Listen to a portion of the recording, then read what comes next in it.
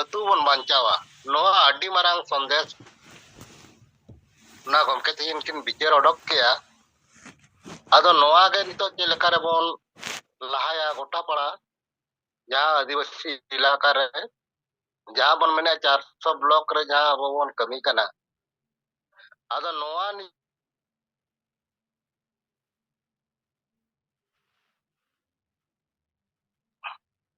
All writing को are बंखान अब जहाँ तिना गे लिपलेट को बन हटिंगेया पोस्टर को बन बनावेया ओना को तला रे हो नोआ अब संदेश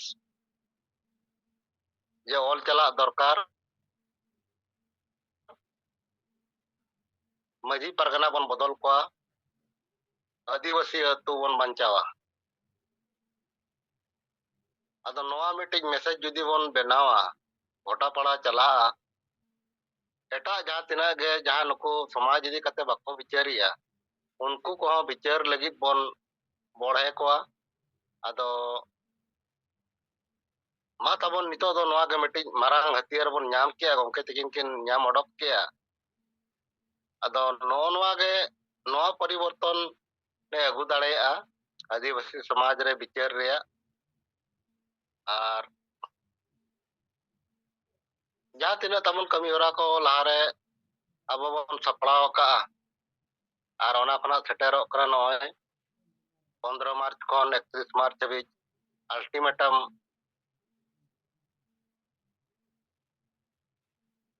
जहाँ बने मका 31 मार्च रे ओना तलारे अब जहाँ शक्ति प्रदर्शन रे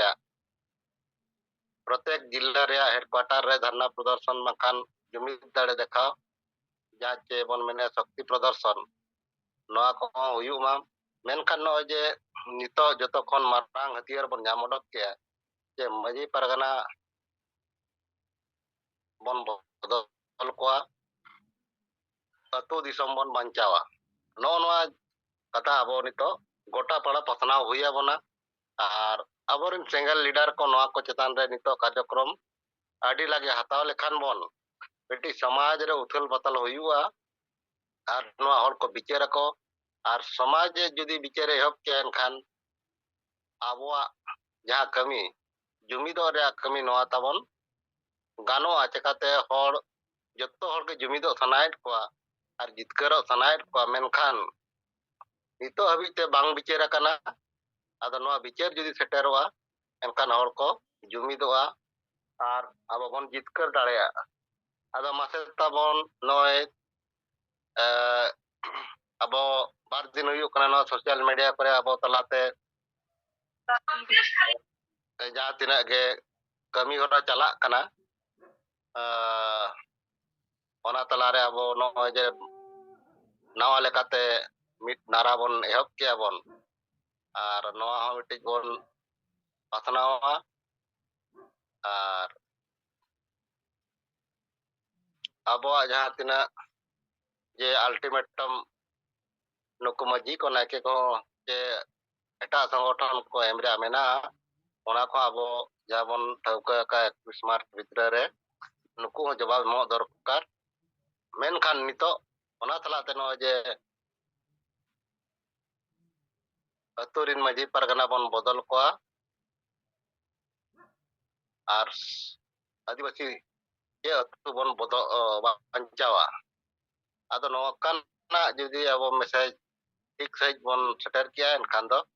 अब बन जुमिद दाड़ेया और मानिए को मेन बड़ा कते सनम को दड़ाते जोहार और ओना तलाते जहाँ तिना के अब कौडी रिया नो ना तेज तेज मा 28 तारीख गपा 29 तारीख आदो नोआ को तबन ध्यान एम कते सेंगल रे नो जे नितो अब बन मेने वॉल राइटिंग को नोआ को चला कौडी दरकारोआ लिपलेट को बनाओ नोआ लगे कौडी दरकारोआ गमके तिनकिन दाड़ाना अतु अतु नोआ को लगी हो विचार पासनाव नोआ को लगी हो कौडी दरकारो कना आदो नोका गे अब नोय आंदोलन मारंग मारंग आंदोलन लाहाते हुई इदीना और ओना रे रिजल्ट हो ठीक गया मेनखान कौडी रिया एटकेटोड़े मा ताहेन कन गया आदो ओनाते जहाँ ब्लॉक बन टारगेट का ओना रे जेमन जहाँ तिना को पर्सनल और ᱯᱟᱨᱥᱚᱱᱟᱞ ᱮᱠᱟᱣᱩন্ᱴ ᱨᱮ ᱡᱟᱦᱟᱸ ᱮᱢᱚᱜ ᱨᱮᱭᱟᱜ ᱠᱚ ᱢᱮᱱ ᱟᱠᱟᱜᱼᱟ ᱠᱚᱢᱤᱴᱢᱮন্ট ᱠᱚ ᱮᱢ ᱟᱠᱟᱜᱼᱟ ᱟᱨ ᱚᱱᱟ ᱥᱟᱞᱟᱜ ᱛᱮ ᱵᱞᱚᱠ ᱠᱷᱚᱱ ᱡᱟᱦᱟᱸ ᱥᱮᱴᱮᱨᱚᱜ ᱨᱮᱭᱟᱜ ᱡᱟᱦᱟᱸ ᱵᱟᱹᱨᱣᱟᱹ ᱠᱚ ᱦᱟᱛᱟᱣ ᱟᱠᱟᱜᱼᱟ ᱩᱱᱠᱩ ᱠᱚᱦᱚᱸ ᱛᱟᱵᱚᱱ ᱟᱵᱚ ᱟᱞᱚᱵᱚᱱ ᱛᱷᱤᱨᱚᱜ ᱢᱟ ᱡᱮᱢᱚᱱ ᱱᱚᱣᱟ ᱠᱚ ᱪᱮᱫ ᱞᱮᱠᱟᱨᱮ ᱥᱮᱴᱮᱨᱚᱜᱼᱟ ᱯᱨᱚᱛᱮᱠ ᱵᱞᱚᱠ ᱠᱷᱚᱱ ᱟᱫᱚ ᱢᱟ ᱱᱤᱭᱟᱹ ᱠᱚᱜᱮᱧ ᱢᱮᱱ ᱠᱮᱭᱟ ᱛᱟᱵᱚᱱ ᱢᱟ ᱥᱟᱱᱟᱢ ᱠᱚᱜᱮ ᱫᱚᱦᱲᱟ ᱛᱮ ᱡᱚᱦᱟᱨ ᱟᱨ ᱛᱮᱦᱮᱧ ᱫᱚ ᱱᱟᱦᱟᱜ ᱥᱩᱱᱟᱹᱨᱟᱢ ᱥᱚᱨᱮᱱ ᱟᱵᱚ ᱡᱟᱦᱟᱸᱭ ᱥᱮᱸᱜᱮᱞ ᱫᱤᱥᱚᱢ ᱯᱟᱨᱜᱟᱱᱟ ᱩᱱᱤᱭᱟᱜ ᱞᱤᱰᱟᱨᱥᱤᱯ ᱛᱮ ᱦᱩᱭᱩᱜᱼᱟ ᱢᱮᱱᱠᱷᱟन ᱟᱹᱰᱤ ᱜᱷᱟᱹᱲᱤᱡ ᱵᱚᱱ ᱛᱷᱤᱨ ᱮᱱᱛᱮ ᱤᱧ ᱢᱟᱧ ᱪᱟᱞᱟᱣ ᱦᱟᱛᱟᱲᱮᱜᱼᱟ ᱢᱟ ᱟᱨ ᱱᱟ ᱢᱤᱱᱟᱹᱧ ᱜᱮᱭᱟ ᱟᱫᱚ ᱢᱟ ᱥᱟᱱᱟᱢ ᱠᱚ ᱫᱚᱦᱲᱟ ᱛᱮ ᱡᱚᱦᱟᱨ ᱜᱚᱝᱠᱮ ᱡᱚᱦᱟᱨ ᱜᱮ ᱦᱳᱭ ᱡᱚᱦᱟᱨ ᱥᱩᱱᱤᱞ ᱡᱚᱦᱟᱨ ᱟᱹᱰᱤ ᱥᱟᱨᱦᱟᱣ ᱱᱚᱣᱟ ᱵᱩᱫᱷᱟᱹᱱ ᱜᱚᱝᱠᱮ ᱡᱟᱦᱟᱸ ᱠᱚ ᱠᱟᱛᱷᱟᱭ ᱞᱟᱹᱭᱟᱫ ᱵᱚᱱᱟ ᱱᱚᱜᱼᱚᱭ ᱟᱹᱰᱤ ᱵᱮᱥ ᱟᱨ ᱢᱟ ᱛᱮᱦᱮᱧᱟᱜ ᱡᱩᱢ ᱨᱮ ᱟᱵᱚᱨᱮᱱ ᱡᱮᱣᱮᱫ ᱵᱚᱸᱜᱟ ᱥᱟᱠᱟᱢ ᱥᱟᱶᱛᱮ ᱥᱩᱢᱤᱛᱨᱟ ᱢᱮᱰᱟᱢ ᱡᱟᱦᱮᱨ ᱟᱭᱳ ᱥᱟᱶᱛᱮ ᱥᱟᱱᱟᱢ ᱥᱮᱸᱜᱮᱞ ᱠᱟᱹᱢᱤᱭᱟᱹ ᱠᱚᱧ ᱯᱟᱦᱴᱟ ᱥᱮᱱ ᱠᱷᱚᱱ ᱥᱮᱸᱜᱮᱞ ᱡᱚᱦᱟᱨ ᱥᱟᱹᱨᱤᱜᱮ ᱡᱟᱦᱟᱸ ᱟᱵᱚ ᱵᱚᱱ ᱱᱚᱣᱟ ᱵᱚᱱ ᱪᱚᱨᱪᱟᱭᱮᱫ ᱠᱟᱱᱟ ᱥᱚᱢᱟᱡᱽ ᱟᱞᱴᱤᱢᱮᱴᱟᱢ ᱵᱚᱱ ᱮᱢᱟᱭ ᱠᱟᱱᱟ ᱟᱨ ᱱᱤᱛᱚᱜ ᱵᱚᱱ ᱵᱤᱪᱟᱹᱨ ᱴᱷᱤᱠ ᱠᱮᱜᱼᱟ ᱡᱮ ᱟᱛᱳ ᱚᱲᱟᱜ ᱨᱮᱱ ᱡᱟᱦᱟᱸᱭ ᱤᱧᱡᱤᱱ ᱢᱟᱹᱡᱷᱤ ᱠᱚ ᱵᱚᱫᱚᱞ ᱠᱟᱛᱮᱫ ᱱᱟᱣᱟ ᱢᱟᱹᱡᱷᱤ ᱪᱩᱱᱟᱹᱣ ᱠᱟᱛᱮᱫ ᱥᱚᱢᱟᱡᱽ ᱵᱚᱱ ᱵᱟᱧᱪᱟᱣᱟ ᱟᱛᱳ ᱫᱤᱥᱚᱢ ᱵᱚᱱ ᱵᱟᱧᱪᱟᱣᱟ ᱥᱚᱢᱟᱡᱽ ᱵᱚᱱ ᱵᱟᱧᱪᱟᱣᱟ ᱟᱫᱚ ᱱᱚᱜᱼᱚᱭ ᱡᱟᱦᱟᱸ ᱛᱤᱱᱟᱹᱜ ᱟᱞᱴᱤᱢᱮᱴᱟᱢ ᱮᱢ ᱦᱩᱭᱩᱜ ᱠᱟᱱ ᱜᱮᱭᱟ ᱱᱚᱰᱮ ᱟᱞᱮ ᱥᱟᱛᱨᱤ ᱵᱞᱚᱠ ᱤᱧ ᱯᱟᱦᱴᱟ ᱥᱮᱱ ᱠᱷᱚᱱ ᱥᱟᱶᱛᱮ ᱥᱟᱱᱟᱢ ᱠᱚᱜᱮ ᱱᱚᱜᱼᱚᱭ ᱫᱷᱟᱨᱮ ᱯᱟᱥᱮ ᱱᱤᱛᱩᱲᱤᱭᱟᱹ ᱦᱚᱸ ᱟᱞᱴᱤᱢᱮᱴᱟᱢ ᱪᱟᱞᱟᱜ ᱠᱟᱱ ᱜᱮᱭᱟ ᱢᱟᱹᱡᱷᱤ ᱠᱚᱦᱚᱸ ᱥᱟᱶᱛᱮ ᱜᱟᱶᱛᱟ ᱠᱚᱦᱚᱸ ᱟᱨ ᱟᱹᱰᱤᱜᱟᱱ ᱥᱚᱝᱜᱚᱴᱷᱚᱱ ᱠᱚᱦᱚᱸ ᱮᱢ ᱦᱩᱭᱩᱜ ᱠᱟᱱᱟ ᱟᱨ ᱵᱮᱠᱛᱤᱜᱚᱛᱚ ᱦᱚᱸ ᱮᱢ ᱦᱩᱭᱩᱜ ᱠᱟᱱᱟ ᱠᱤᱱᱛᱩ ᱚᱱᱠᱟ ᱵᱮᱥ ᱨᱮᱥᱯᱚᱱᱥ ᱫᱚ ᱵᱟᱭ ᱧᱟᱢᱚᱜ ᱠᱟᱱᱟ ᱡᱮ ᱱᱚᱣᱟ ᱥᱚᱢᱟᱡᱽ ᱞᱟᱹᱜᱤᱫ ᱩᱱᱠᱩ ᱠᱚ ᱠᱟᱹᱢᱤᱭᱟ ᱢᱮᱱᱛᱮ ᱡᱟᱦᱟᱸ ᱛᱤᱱᱟᱹᱜ ᱢᱟᱹᱡᱷᱤ ᱠᱚᱜᱮ ᱱᱩᱠᱩᱢ ᱮᱢᱟ ᱠᱚ ᱨᱮᱦᱚᱸ ᱟᱞᱴᱤᱢᱮᱴᱟᱢ ᱡᱮ ᱟᱢ ᱜᱟᱛᱮ ᱥᱮ ᱵᱟᱭᱨᱤ ᱠᱟᱱᱟᱢ ᱛᱟᱣ ᱨᱮᱦᱚᱸ ᱱᱩᱠᱩᱣᱟᱜ ᱠᱳᱱᱳ ᱪᱮᱴᱷᱟ ᱵᱟᱹᱱᱩᱜᱼᱟ ᱟᱨ ᱱᱚᱣᱟᱛᱮ ᱵᱩᱡᱷᱟᱹᱜ ᱠᱟᱱᱟ ᱡᱮ ᱱᱚᱣᱟ ᱥᱚᱢᱟᱡᱽ ᱨᱮ ᱡᱟᱦᱟᱸᱭ ᱢᱮᱱᱟᱜ ᱠᱚ ᱤᱧᱡᱤᱱ ᱢᱟᱹᱡᱷᱤ ᱦᱚᱲ ᱱᱩᱠᱩ ᱦᱚᱸᱠᱚ ᱜᱚᱡ ᱜᱮᱭᱟ ᱥᱚᱢᱟᱡᱽ ᱢᱚᱛᱚ ᱜᱚᱡ ᱜᱮ ᱱᱩᱠᱩ ᱦᱚᱸᱠᱚ ᱜᱚᱡ ᱜᱮᱭᱟ ᱱᱩᱠᱩᱣᱟᱜ ᱚᱱᱠᱟᱱ ᱩᱭᱦᱟᱹᱨ ᱪᱤᱱᱛᱟᱹ ᱵᱷᱟᱵᱽᱱᱟ ᱵᱟᱹᱱᱩᱜᱼᱟ ᱡᱮ ᱥᱚᱢᱟᱡᱽ ᱞᱟᱹᱜᱤᱫ ᱤᱧ ᱠᱟᱹᱢᱤᱭᱟ ᱥᱚᱢᱟᱡᱽ ᱞᱟᱹᱜᱤᱫ ᱤᱧᱤᱧ ᱩᱭᱦᱟᱹᱨᱟ कोनो उयहर गे बनुआ निजे आतु लगे जलका बन लयक कना बापला बेहा भांडन छटियर गे नुकु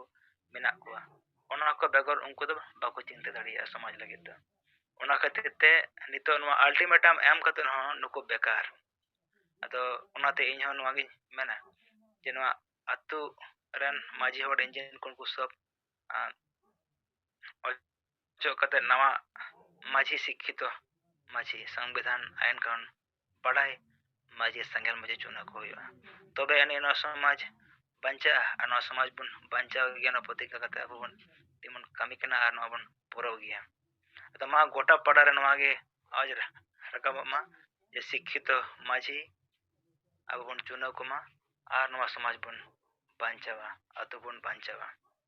ते पड़सन को नवा गे आर नोंका कमी हरा चला कान गया जाते अबुरन तिना गान सेंगेल कमी को मेना को जहां अतु करे ओंडे एकदम टोटली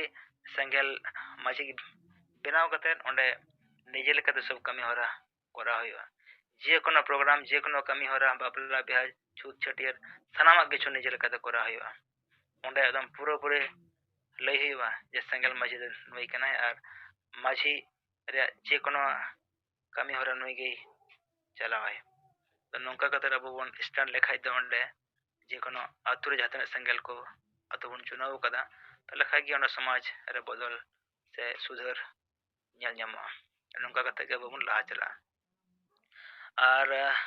रिपोर्ट इन लेया रिपोर्ट दो होला अड़ी देरी कते इन ओराइन बलोयना अदो रिपोर्ट बाय ले देरी होला ले चला लेना होला 27 फरवरी बाकुड़ा विश्वविद्यालय बेंगल रे बाकुड़ा पुरुलिया जोन रे नो दो मेना बाकुड़ा विश्वविद्यालय अदो नो विश्वविद्यालय ले चलाव लेना इन साथे पनत परगना धनेश्वर हांसदा गंके और बांकुड़ा जिला युवा छात्र मोर्चा रेन युवा छात्र मोर्चा रेन प्रेसिडेंट धीरेन्द्र सोरेन साथे विश्वनाथ टुडू गंके मानवतान टुडू गंके सनातन टुडू गंके और अड़ेगान सावता एभेन हो चलाव लेना साथे और कांतो हेम्ब्रम और अड़ेगान ब्लॉक लीडर को चलाव लेना अब नोडे चलाव लेना ओना कारण दो नोआ कना जे 2022 रे डिसेंबर इशू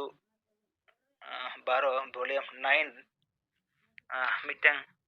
पत्रिका ओना दो हुयुग कना journal of emerging technologies and innovative research short the JETIR दोना पत्रिका से खना नो मिटन मंथली पत्रिका कना अदना पत्रिका रे छापा सौदर लेना सान्ताली भाषा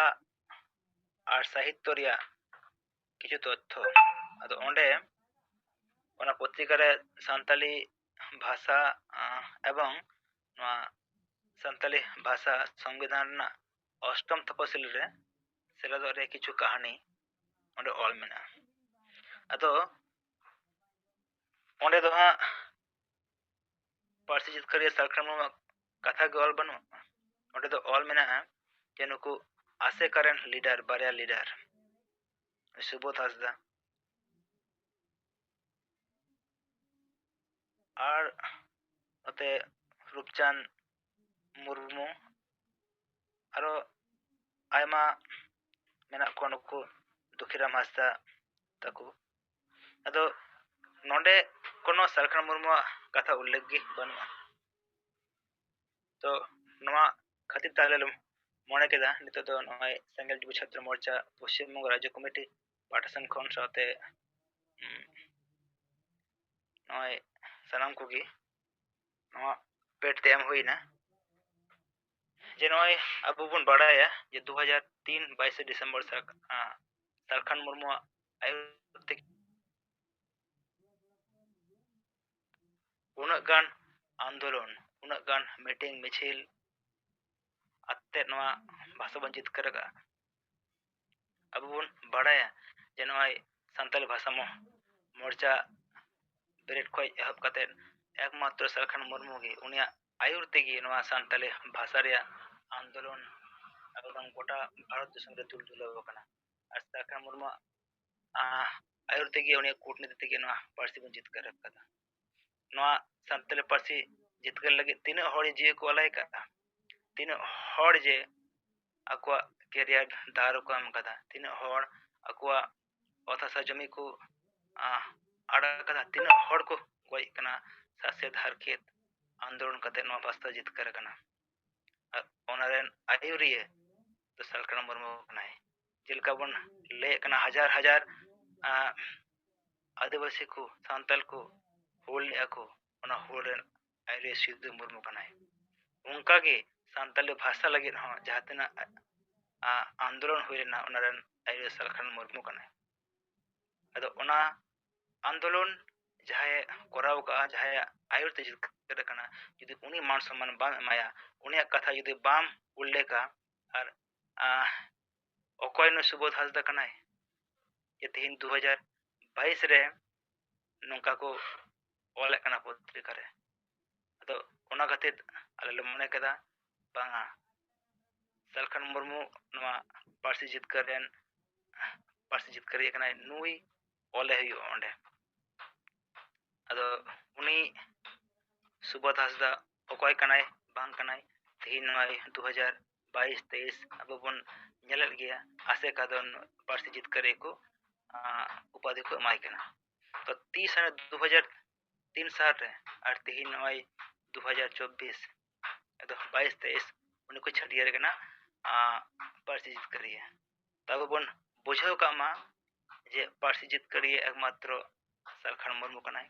और उनिया एवरते शांति बस जितकर कना तो ओंडे भाइस चांसलर साथे ᱧᱟᱯᱟᱢ ᱱᱟ ᱛᱟᱦᱮᱸ ᱠᱟᱱᱟ ᱟᱫᱚ ᱩᱱᱤ ᱫᱚ ᱵᱟ ᱧᱟᱯᱟᱢ ᱞᱮᱱᱟ ᱟᱫᱚ ᱟᱡᱨᱮᱱ ᱚᱯᱷᱤᱥᱟᱨ ᱠᱚ ᱛᱟᱦᱮᱸ ᱠᱟᱱᱟ ᱮᱠᱡᱤᱠᱤᱭᱩᱴᱤᱵ उनको साथे नोआ रपड़ हुईना जे उन मरांग आंदोलन जे नय जहां आंदोलन ᱟᱫᱚ ᱱᱚᱣᱟ ᱯᱮ ᱨᱤᱥᱟᱨᱪ ᱮᱫᱟ, ᱟᱫᱚ ᱚᱠᱚᱭ ᱨᱤᱥᱟᱨᱪ ᱮᱫᱟ? ᱟᱯᱮ ᱨᱮᱱ ᱪᱮᱫ ᱞᱮᱠᱟᱱ ᱯᱨᱚᱯᱷᱮᱥᱟᱨ ᱠᱚ ᱢᱮᱱᱟᱜ ᱠᱚᱣᱟ ᱡᱮ ᱛᱮᱦᱮᱧ ᱱᱚᱣᱟ ᱠᱚ ᱨᱤᱥᱟᱨᱪ ᱮᱫᱟ ᱟᱨ ᱵᱷᱩᱞ ᱛᱚᱛᱛᱷᱚ ᱠᱚ ᱨᱤᱥᱟᱨᱪ ᱮᱫᱟ, ᱟᱨ ᱱᱚᱣᱟ ᱛᱚᱛᱛᱷᱚ ᱡᱩᱫᱤ ᱱᱚᱣᱟ ᱯᱨᱚᱛᱮᱠ ᱨᱮ ᱯᱨᱚᱠᱟশ ᱚᱠᱚᱭ ᱫᱳষᱚᱜᱼᱟᱭ? ᱟᱯᱮ ᱱᱚᱣᱟ ᱧᱮᱞ ᱯᱮ, ᱟᱨ ᱱᱚᱣᱟ ᱜᱮ ᱢᱤᱫ ᱫᱤᱱ ᱥᱤᱞᱮᱵᱟᱥ ᱨᱮᱦᱚᱸ ᱠᱚ ᱯᱟᱲᱦᱟᱣ ᱠᱚ ᱫᱟᱨᱟᱭ ᱠᱟᱱ ᱫᱤᱱ ᱨᱮ᱾ ᱟᱫᱚ ᱱᱚᱣᱟ ᱠᱚᱫᱚ ᱴᱷᱤᱠ ᱵᱟᱭ ᱦᱩᱭᱩᱜᱼᱟ, ᱴᱷᱤक ᱵᱟᱝ ᱦᱩᱭᱩᱜ ᱠᱟᱱᱟ, ᱟᱨ ᱱᱚᱣᱟ ᱠᱚ जल्द से जल्द एकदम मा संशोधन हुई मा, रिसर्च हुई मा, आप रिसर्च पे और नवा संशोधन हुई मा। अदो उनको हाँ आसास को एमना ठीक गया जुदी नवा भूल हुई करना ताले खाते नवाले रिसर्च आले चेष्टा और नितो दो हाँ नुई गुरुपद मुर्मू जहाँ असिस्टेंट प्रोफेसर तहे कनाई ओंडेनी उन्हीं दा बनुया एटाई मिटन मेना दा उन सतर हाँ रपोर्ट ना या ᱧᱟᱯᱟᱢ ᱢᱟᱱᱟᱜ ᱛᱟᱦᱮᱸ ᱠᱟᱱᱟ, ᱟᱫᱚ ᱩᱱᱤ ᱵᱟᱭ ᱦᱮᱡ ᱠᱟᱱᱟ। ᱟᱫᱚ ᱩᱱᱤᱭᱟᱜ ᱠᱚᱱᱴᱟᱠᱴ ᱱᱟᱢᱵᱟᱨ ᱠᱚ ᱦᱟᱛᱟᱣ ᱦᱩᱭᱱᱟ, ᱟᱨ ᱚᱸᱰᱮᱱ ᱠᱚ ᱡᱟᱦᱟᱸ ᱛᱤᱱᱟᱹᱜ ᱢᱮᱱᱟᱜ ᱠᱚᱣᱟ ᱥᱴᱩᱰᱮন্ট ᱠᱚ ᱩᱱᱠᱩ ᱥᱟᱛᱮ ᱨᱚᱯᱚᱲ ᱦᱩᱭᱱᱟ, ᱟᱨ ᱱᱚᱣᱟ ᱠᱚᱫᱚ ᱩᱱᱠᱩ ᱫᱚ ᱵᱟᱠᱚ ᱵᱟᱲᱟᱭᱟ ᱪᱮᱫ ᱠᱟᱱᱟ ᱪᱮᱫ ᱵᱟᱝ ᱠᱟᱱᱟ, ᱚᱠᱚᱭ ᱠᱟᱱᱟᱭ ᱵᱟᱝ ᱠᱟᱱᱟᱭ ᱪᱮᱫ ᱜᱮ ᱵᱟᱠᱚ ᱵᱟᱲᱟᱭᱟ। ᱪᱮᱫ ᱩᱱᱠᱩ ᱠᱚ ᱨᱤᱥᱟᱨᱪ ᱟᱹᱰᱤ ᱜᱟᱱ ᱩᱱᱠᱩ ᱥᱟᱛᱮ ᱦᱚᱸ ᱨᱚᱯᱚᱲ ᱦᱩᱭᱱᱟ, ᱟᱨ ᱩᱱᱠᱩ ᱚᱸᱰᱮ ᱢᱮᱱ ᱦᱩᱭᱱᱟ ᱡᱮ ᱚᱸᱰᱮ ᱢᱤᱫᱴᱮᱱ ᱥᱮᱢᱤᱱᱟᱨ ᱦᱩᱭᱩᱜ ᱢᱟ, ᱟᱨ ᱱᱚᱣᱟ ᱡᱟᱦᱟᱸ ᱤᱛᱤᱦᱟᱥ ᱥᱟᱱᱛᱟᱞᱤ ᱵᱷᱟষᱟ ᱨᱮᱭᱟᱜ आंदोलन रिया सरकार मुर्मू इतिहास नवा ओंडे हो पासना मा दो उनको जहां तने स्टूडेंट को तहे उनको को लेके ठीक गया, कॉन्टैक्ट नंबर को हता होइना को हता गया। तो होराना रिपोर्ट दो नोंका गे अदो अडे धीरे तले एनते बाइन रिपोर्ट दो त मा इन पाड़ा संग रिपोर्ट तहे कना मसन हमको जोहार।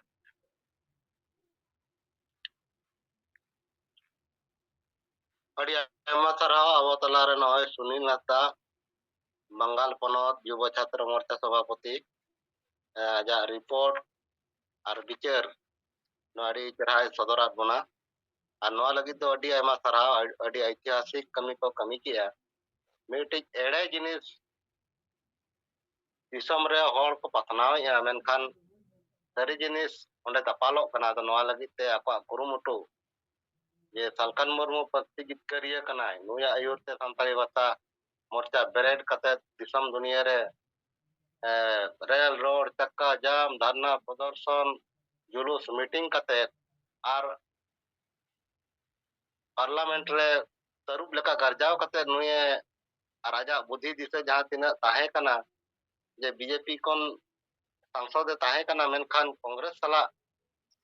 तालमेल कते नोआ जिनिस से कोराव चो कि आदो नोआ उन मरंग सरी जिनिस को दपाल रे को चेष्टाया,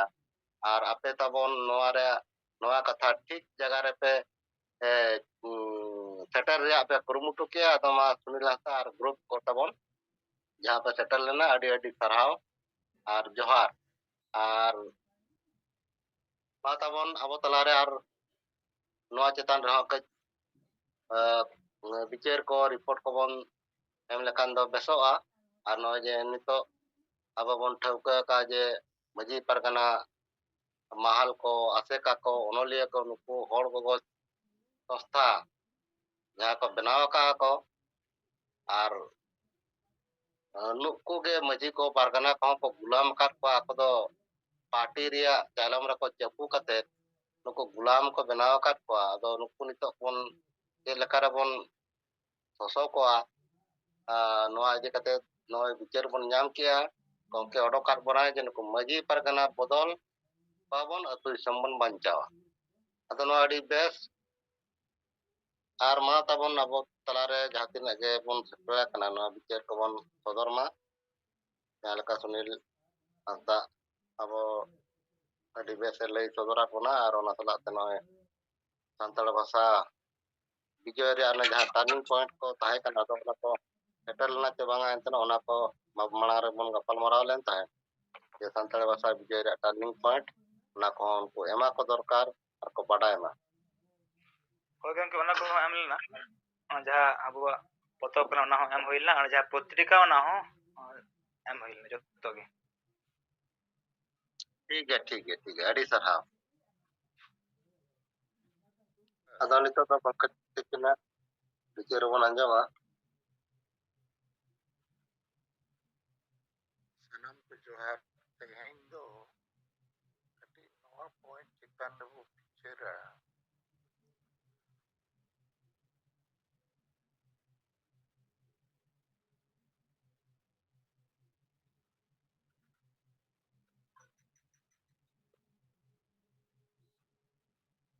ᱟᱵᱚ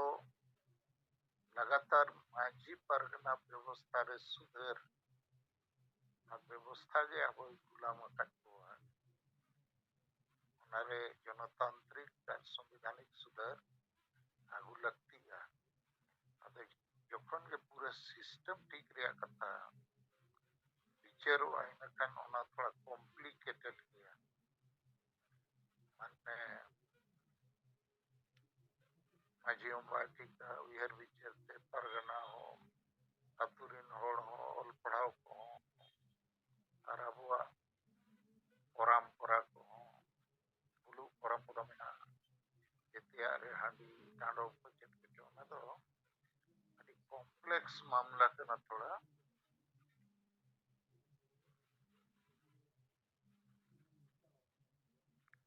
कॉम्प्लेक्स रे माने तो अति मारांग ते ओना जलाम तोला कना नहीं विचार के ओना होड़ बुझाओ मुश्किल गया आदो नो सिंपलीफाई दरकार जैसे गुलामी खोज आजादी अंग्रेज अब को गुलाम कर इनकन उनको खोज आजादी को हतावा आदो अतु कना अब यूनिट और प्रत्येक अतु रे मिटन मांझी तहना जहां अंडर रे बाकी व्यवस्था चला आदो नई मांझी नित हबी ओना मारे व्यवस्था रे तोलकन कारण ते आज है गुलाम गया बाकी जिते होड़ गुलाम कते दोवा कन को आदो इना खान नवा नारा दो नवा टिकुआ मांझी बो बदल को अतु बो बंचावा मांझी परगना बो बदल को तो कॉम्प्लिकेटेड ओना तो सिस्टम कन तो अतु मड़ंग बो सावा तो मिटंग अतु रे मिटंग मांझी तहना उनी मांझी आयु ते बाकी को कहानिया आदो मांझी बो बदल को अतु बो बंचावा नवा होना चाहिए नारा नोडे मांझी बो बदल को रे हो पारिया माने मेना मांझिया बोहो बो बदल दड़िया मेन रे दो नित जहां लेकन मांझी मेना को नुको तो समाज तो गोजे को बांग बुझाव कते आदो पाछे बो बुझाव दड़िया को और पढ़ाओ मांझी को मेना को बेस मांझी को मितवा आदो जुदी अब संगेला नेता नीति रणनीति को बुझावा आतुरिन होड़ को जुमित को हसा लगित को कमिया इनखान उन्नी मांझिया के बोहो बदल लेनका अतु बंचा तो नवा मिटंग मांझी बदल रिया उद्देश्य दो और जुदी उन्हें बुझाव के बाय बुझावा सोजे के बाय सोजे इनखान उन्नी दो बदलते हुआ माने मिटंग दो बोहो बदल और मिटंग दो पूरे हड़मो बदल माने नवा मांझी हुईते ओनारे हो नवा मेन दो बाय लगती है कि ऑल पड़ा हड़ बो अरे अतुरिन हड़ जाए को खुशी आया उन्हीं को हुई बांग ऑल पड़ा हुई हड़ कमी दड़िया जदे अबुआ नीति आदर्श उद्देश्य बुझो ऑल पड़ा हुई जो बाय कमी दड़िया जदि उन्हीं और नीति आदर्श बाय बुझो तीना गन मांझी तो ऑल पढ़ाओ कर दिया लेकिन डांडों बारों डन पत्ते में को कमी है हांडी चोडर को कमी है ओनाते सिंपल कथा बुझे दरकार बोलो दरकार रोड़ो दरकार मांझी बो बदल को अतु बो बंचावा चेल लगित बो बदल को अतु बंचाव लगी तो अतु चेल लेखाते बंचा जुमित कते बंचा असा वसा जाति धर्म को बंचाव कते बंचा समाज सुधार कते बंचा तायम दो अंते आरो चर्चा सेनो तमसे नोआ चिंता आपे नोआ को बुझो थोड़ा समय लगा enang miten bicara hej atau Narendra Hembo Raul Kela bos Sengel Odisha President salah Pondri Kalmar tahan atau ni apa ini marang समर्थक kata lihat dia karena baca ukoi bo vote ko mitang marang doctor salah BJD ho ko ede kana BJP ho Congress ho JM atau ukoi bo vote ko onare boho mane चिंतरे मेना আর বারপে দিন Marang বল গালমারাও কেন হড় को कुली कर दिया যে memo party BJP हो বা TMC हो তবে ওকই वो ভোট हुआ को मान क्वेश्चन कर अदो तेहिं नहीं किया कि जहां को नौका को कुली करना उनको अब वो मेता हुआ कि चेदा वो भोट हुआ मारांग नोरे उत्तरे ओकई वो भोट करे चिंता तो छोड़ो चेदा वो भोट को मारांग नोरे उत्तरे अदो नो का नाम मिनिस्टर चेर अटिगान जिनिस बदलुआ पूरे संताल समाज रे नवा कथा करना ओकई वो भोटिया तो अले दो नोई अले दो अरे चेदा वो भोट को ना मारांग वो बिचेर से अदो भुवनेश्वर रे सांगे ओलो पढ़ा चक्री जीवी रिटायर्ड ऑफिसर को नवा चिंता रे मेना को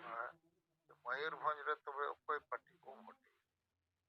नवा चिंता रे तो बनो हुआ कि चेदा वो भोट हुआ तो खैर ओना तो सेकंड पॉइंट करना इया पहला पॉइंट तो नवा चिंतन रे थोड़ा आपके विचार है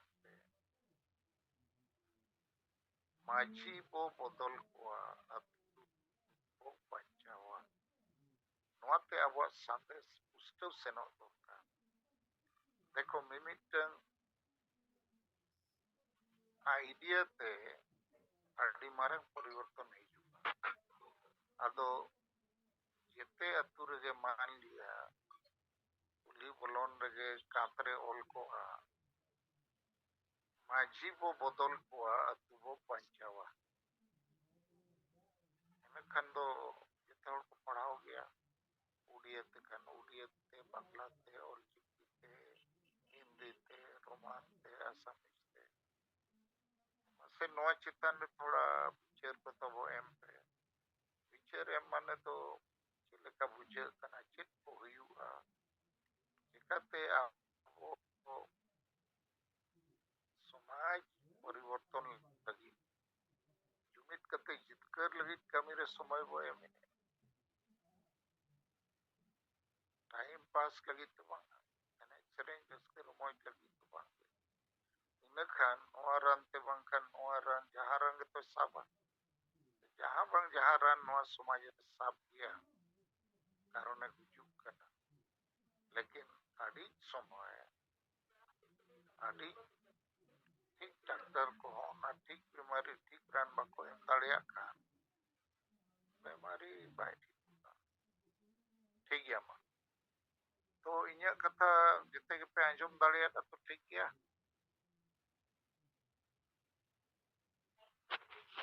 ठीक है सर अरे तो संगे में ना ठीक गया मा नवा चितान में वो bahas yoga se bahas mana picture वो नवा ते चेट हुआ टिकुआ बड़ी हुआ tina pai टिकुआ ये नवा रे चेट को हुआ कारण बिचर ते के दिसंबर बदल दाड़िया अब ठेन दो हेलीकॉप्टर चे उना टका पैसा बनुआ ए जगह जगह रे अड़ी संगे वो मिटी दाड़िया लेकिन आपे आप हो रे तो बिचर केटे सही बोलो ना आपे कॉन्फिडेंस आत्मविश्वास मेना कि नोआ सारते ना तो बजा गया इनखान अब अड़ी संगे काज करता मेना वो जहां तिना बताड़िया अब मीटिंग रे सोशल मीडिया रे वॉल राइटिंग रे चार कते अब नो पिक्चर वो प्रचार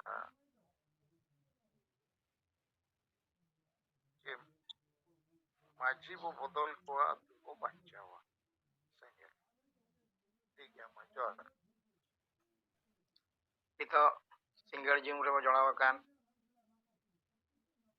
ᱥᱟᱛ ᱯᱚᱱᱚᱛ ᱨᱮᱱ ᱟᱹᱭᱩᱨᱤᱭᱟᱹ ᱠᱚ ᱟᱸᱡᱚᱢᱤᱭᱟᱹ ᱠᱚ ᱚᱱᱟ ᱥᱟᱶᱛᱮ ᱯᱟᱹᱨᱥᱤ ᱡᱤᱛᱠᱟᱹᱨᱤᱭᱟᱹ ᱫᱤᱥᱚᱢ ᱜᱚᱢᱠᱮ ᱡᱩᱦᱤᱨ ᱵᱚᱸᱜᱟ ᱢᱟᱱᱚᱛᱟᱱ ᱥᱟᱞᱠᱷᱟᱱ ᱢᱩᱨᱢᱩ ᱜᱚᱢᱠᱮ